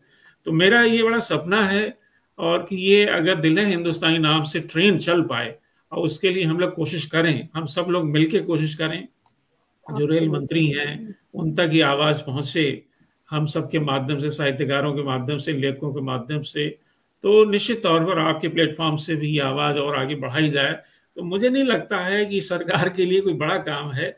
सरकार को ये काम करना चाहिए और अपनी जिम्मेदारी का उन्हें एहसास होना। मैं तो मानता हूं कि एक गीतकार या कवि अपने गीतों को तब सफल मानता है कि जब उसके लिखे हुए गीत लोगों के होठों में और लोगों के दिलों में बस जाते हैं। तो शैलेंद्र के गीत तो कबीर के दोहों की तरह, सूर के पदों की तरह, नानक के शब्द की तरह और गालिब के शेरों की तरह लोगों के होठों पे है, उनके दिलों में है। हम लोग गाते हैं, गुनगुनाते हैं, सुनते हैं और सुनाते हैं। तो मैं चाहता हूं कि आने वाले इन 2 वर्षों में भारत सरकार, हालांकि मैं तारीफ भी करूंगा, उन्होंने डाक टिकट जारी की है शैलेंद्र जी के ऊपर, लेकिन वो एक डाक टिकट काफी नहीं है शैलेंद्र जैसी बड़ी शख्सियत के लिए, जिनका मैं तो उनको ग्लोबल गीतकारी कहूंगा, क्योंकि रूस पहले तो सोवियत संघ था, सोवियत संघ में उनके गीत तो बहुत ही गाए गुनगुनाते जाते थे। और ये भी बताते हुए मुझे अच्छा लग रहा है कि जब पहली बार नेहरू जी यहाँ 1955 जून में आए थे, वो किताब मेरे पास है, तो यहाँ उस समय जब उन्होंने पहली स्पीच देनी थी तो ये गाना उस समय बड़ा लोकप्रिय, क्योंकि फिल्म 1954 में रिलीज हुई थी, यहाँ फिल्म तो 1951 में बनी थी, लेकिन यहाँ सितंबर में फेस्टिवल लगा था, 5 फिल्में दिखाई गई थी, जिसमें आवारा थी, 2 बीघा जमीन थी और राही थी, देवानंद साहब, ये सब लोग आए थे, राज कपूर साहब भी आए थे। और जब नेहरू जी उसके बाद अगले साल आए 1955 जून में, तो यहाँ के राष्ट्रपति प्रधानमंत्री उस सभा में कहा कि भाई आप आवारा हूं जरा गा के सुना दीजिए, प्रधानमंत्री से कहा। राज कपूर, मतलब उन्हें इस बात का एहसास नहीं था कि यार ये प्रधानमंत्री और राष्ट्रपति ऐसी बात कर रहे हैं, हमारे यहाँ तो फिल्म उसके बाद जाकर के लौट करके उन्होंने, पृथ्वीराज कपूर उस समय सांसद थे राज्यसभा के, तो उन्होंने कहा भैया तुम्हारे बेटे की यार बड़ी डिमांड है, मुझसे ज्यादा लोग उसकी बात कर रहे हैं। और ये बात वास्तव में नेहरू जी ने कहा अपने एक, जब यहाँ उन्होंने अपॉइंट किया राजदूत को, तो उनको कहा कि देखो तुम वहां जा रहे हो, लेकिन तुम्हें मालूम वहां कौन ज्यादा लोकप्रिय? उन्होंने कहा साहब आपसे ज्यादा कौन होगा? बोले नहीं, मेरे से ज्यादा लोकप्रिय वहां राज कपूर है। और राज कपूर की लोकप्रियता का कारण शैलेंद्र के गीत हैं। तो निश्चित तौर पर ये बड़ी बात थी। तो मैं बहुत बहुत रवि जी आपका आभार व्यक्त करता हूँ। सर मैं इस पटल से एक चीज जरूर कहना चाहता हूँ, इससे पहले मैं सर से जाते जाते और मैम से भी एक मिनट की बात करूंगा कि बहुत सारे मित्रों ने, बहुत सारे हमारे सम्मानित दर्शकों ने लिखा है, आदरणीय सुखबीर यादव जी ने लिखा है कि ट्रेन होनी चाहिए सही समय पर। आदरणीय पूनम भारत यादव जी, मामी जी आप तो खुद बीजेपी में इस समय हैं, सत्ता पक्ष में आप लोग हैं, तो ये बात वहां तक पहुंचनी जरूरी है। और जैसा आदरणीय इंद्रजीत जी ने कहा, सिर्फ वो अकेले ही नहीं थे रेलवे से जुड़े हुए, अगर मैं गलत नहीं हूं 2 परिवार के लोग बैठे हैं, कि पूरा परिवार ही जो था वो रेलवे से जुड़ा हुआ था। और माता जी जो हैं आदरणीय शकुंतला जी, उनके पिताजी भी रेलवे में जो थे जी, बिल्कुल सही। तो जो रेलवे से जुड़ा परिवार है तो होना चाहिए। एक चीज मैं बहुत छोटे मुंह बड़ी बात कह रहा हूँ, मैं हमेशा एक बात कहता हूँ कि आदरणीय रफी साहब को यहाँ पर भारत रत्न मिलना चाहिए, और मैं ये कहता हूँ कि आदरणीय शैलेंद्र साहब को जरूर पद्म भूषण या पद्म विभूषण मिलना चाहिए, क्योंकि अगर उनको नहीं मिलेगा तो फिर किसको मिलेगा, जिनके गीत हमारी जो है फिजाओं में गूंजते हैं, जिनको सुन सुन के हम लोग बड़े हुए हैं। सर मैं जितने भी शब्द मेरे पास हैं छोटे मोटे, मैं कितना भी धन्यवाद करूंगा आप तीनों का, लेकिन वो कम होगा। बहुत शुक्रिया अदा करता हूँ आपका कि इतने छोटे से पटल पे आप लोग इतने प्यार से, इतने अपनेपन से आप लोग जुड़े। और आप यकीन माने व्यक्तिगत तौर पर मेरे लिए बहुत बड़ी बात है आदरणीय शैलेंद्र जी पर कोई प्रोग्राम कर सकूं, उसमें आप लोग शामिल हों। जाते जाते आप जो भी कहना चाहें, पहले आदरणीय मनोज भैया, फिर आदरणीय अमला जी, मैं चाहूंगा कि अपने आशीष वचन आप दें और उसके बाद हम लोग। रवि जी, पहले तो आप, सबसे पहले आपका धन्यवाद, आपने ये प्रोग्राम रखा बाबा के ऊपर, और बाबा की यादें ताजा रखने में इसका बहुत बड़ा अटेम्प्ट है, और उसके लिए आपको बहुत बहुत धन्यवाद। ऑफ कोर्स पैनलिस्ट जितने भी हैं उन सबको बहुत बहुत धन्यवाद, और जितने भी सुनने वाले हैं और देखने वाले हैं उनको भी बहुत बहुत धन्यवाद, आप हम लोग इस प्रोग्राम में जुड़ने के लिए और बाबा के बारे में सुनने के लिए बहुत बहुत धन्यवाद। बहुत बहुत शुक्रिया सर। जाते जाते मैम आपसे भी I would just like to step back one bit before I say thank you. Thank you तो जो भी मनोज भैया ने कहा है वो सब हमारे, it's exactly verbatim हमारा thank you। लेकिन एक बात कई बार हुई है कि बाबा धुनों पे गाने लिखते थे। I would like you all to remember one thing, that at the time when Baba wrote on tunes, There was no voice recorder. There was no tape recorder. He had such a sharp memory that he could recall the tune, but more than the tune, it was the meter. He had such a good sense of rhythm, such a good sense of the meter, that despite not having the equipment for recalling the tunes at his beck and call, he had it all in his head. And I would say that was such a remarkable person that he was. I would like to thank you all for giving me a chance to speak about Baba, and appreciate everything that has been said on this program today. Thank you. Thank you ma'am. और sir मेरी तरफ से और जितने मित्र जुड़े रहे, मैं जिनके कमेंट्स नहीं ले पाया, बहुत सारे मित्रों ने बहुत सारे कमेंट्स किए। मुझे लगा मैं ज्यादा समय इस्तेमाल कर लूं, कमेंट्स की तरफ ना जाऊं, वो मैं आपको भेजूंगा। मैं अपने मित्रों से क्षमा चाहता हूं कि मैं आदरणीय दिनेश भैया को नहीं जोड़ पाया। उनकी सहृदयता देखिए, वो लगातार कोशिश करते रहे कि वो जोड़ सकें, लेकिन ये टेक्नोलॉजी का जो फायदा है कि हम 3 अलग अलग देशों से यहाँ लोग जुड़े हैं, उसका नुकसान भी है कि कई बार हम कोशिश करके नहीं जोड़ पाते। मैं सिर्फ जाते जाते इतना बता देता हूं कि शैलेंद्र सम्मान की जो शुरुआत आदरणीय इंद्रजीत जी ने की, उसमें अब तक आदरणीय गुलजार साहब, कैफी आजमी साहब, नीरज जी, आदरणीय योगेश जी, गुलशन बाबरा साहब, प्रसून जोशी जी, संतोष आनंद साहब, निदा फाजली साहब, स्वानंद किरकिरे जी और इरशाद कामिल साहब को इस सम्मान से सम्मानित किया गया। और मैं ये दुआ करता हूं कि आने वाले समय में ये जो जिस तरीके से सतत प्रक्रिया चल रही है, क्योंकि बहुत जरूरी है हम लोगों के लिए हमारे पुरखों को याद करना, जिनकी वजह से इंडस्ट्री बनी, जिनकी वजह से हिंदुस्तान का संगीत जिंदा है या फिल्में जिंदा है। तो ये आगे भी सिलसिला चलता रहेगा। मैं जाते जाते प्रोग्राम का जब समापन करूंगा तो उन्हीं के एक बहुत खूबसूरत गीत से करूंगा, लेकिन उससे पहले आप सभी से आदरणीय मनोज भैया सर झुका के आपका आभार करता हूँ। आदरणीय अमला जी, आपका स्नेह, आपका ये आशीर्वाद मुझे हमेशा याद रहेगा। इंद्रजीत जी, आपके बिना ये शो संभव नहीं था। आपने 2 किताबें भेजी, मुझे उन किताबों से आपने रुलाया भी। मैं आपसे उसका बाद में हिसाब किताब करूंगा, लेकिन आपने ये पूरा शो आपके बिना संभव नहीं था, आपने लाइन अप किया। बहुत दिल से, बहुत मन से आपका आभार करता हूँ, और फिर बहुत जल्द मुलाकात होगी, फिर हम लोग प्रोग्राम करेंगे। नमस्ते। नमस्ते। तो ये आज की बहुत ही खूबसूरत सी बातचीत और मुलाकात रही। जैसा मैंने शुरुआत में कहा था कि आप यकीन माने, हम कितनी भी बातें कर लें, लेकिन हम 1% भी शायद नहीं कवर कर पाए होंगे जब हम प्रोग्राम के आखिर में होंगे। सच्चाई है कि बहुत सारी बातें हमने की, लेकिन बहुत सारी बातें रह गई हैं। आप लोग अपना ख्याल रखें। बहुत समय आप लोगों ने दिया, जिन लोगों के नाम नहीं ले पाया उनमें से मैं कुछ नाम हैं, जैसे विनोद कुमार मिश्रा जी, आदरणीय रेखा चौधरी जी, सीमा श्रीवास्तव जी, संगीता सक्सेना जी, सत्यभान यादव जी, पवन कुमार जी, हरजीत राठी, अशोक बिंदल साहब लगातार जुड़े हुए थे। बिंदल साहब सब लोग जानते हैं कि मुंबई में चौपाल जैसी बहुत प्यारी साहित्यिक संस्था पिछले 20-21 साल से वो लोग चला रहे हैं, और बहुत ही खूबसूरती से मुझे भी सौभाग्य मिला है कि मैं वहाँ कई बार सुनने जाता हूँ। पवन कुमार जी, जितने भी लोग जुड़े हुए हैं, सब लोगों का दिल से आभार। बहुत जल्द फिर मुलाकात होगी। प्रमोद शर्मा सर साहब, पवन कुमार जी, और जाते जाते एक खूबसूरत सा गीत जो है आदरणीय शैलेंद्र जी का ही छोड़ जाता हूँ, और फिर उसके बाद हम बहुत जल्द किसी दूसरे प्रोग्राम में हम लोग मुलाकात करेंगे। तब तक के लिए आप लोग अपना ख्याल रखें, अपनों का ख्याल रखें। शुभ रात्रि, नमस्कार। मेरे दिल कहीं और चल, गम की दुनिया से दिल भर गया, ढूंढ ले अब कोई घर नया। है मेरे दिल कहीं और चल जहाँ गम के मारे न हो, झूठी आशा के तारे न हो। चल जहाँ गम के मारे न हो,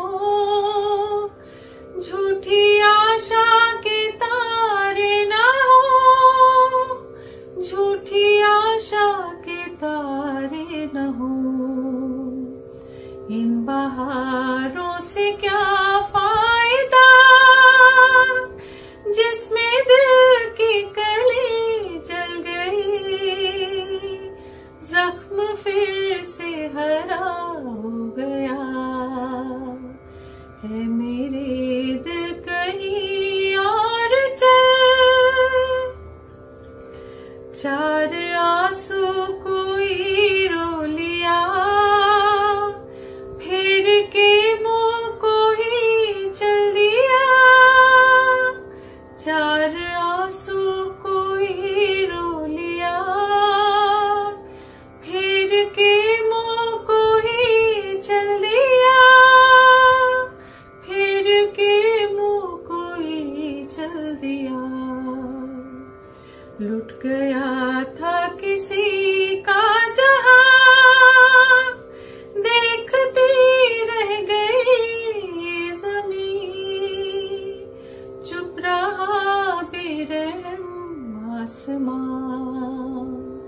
ऐ मेरे दिल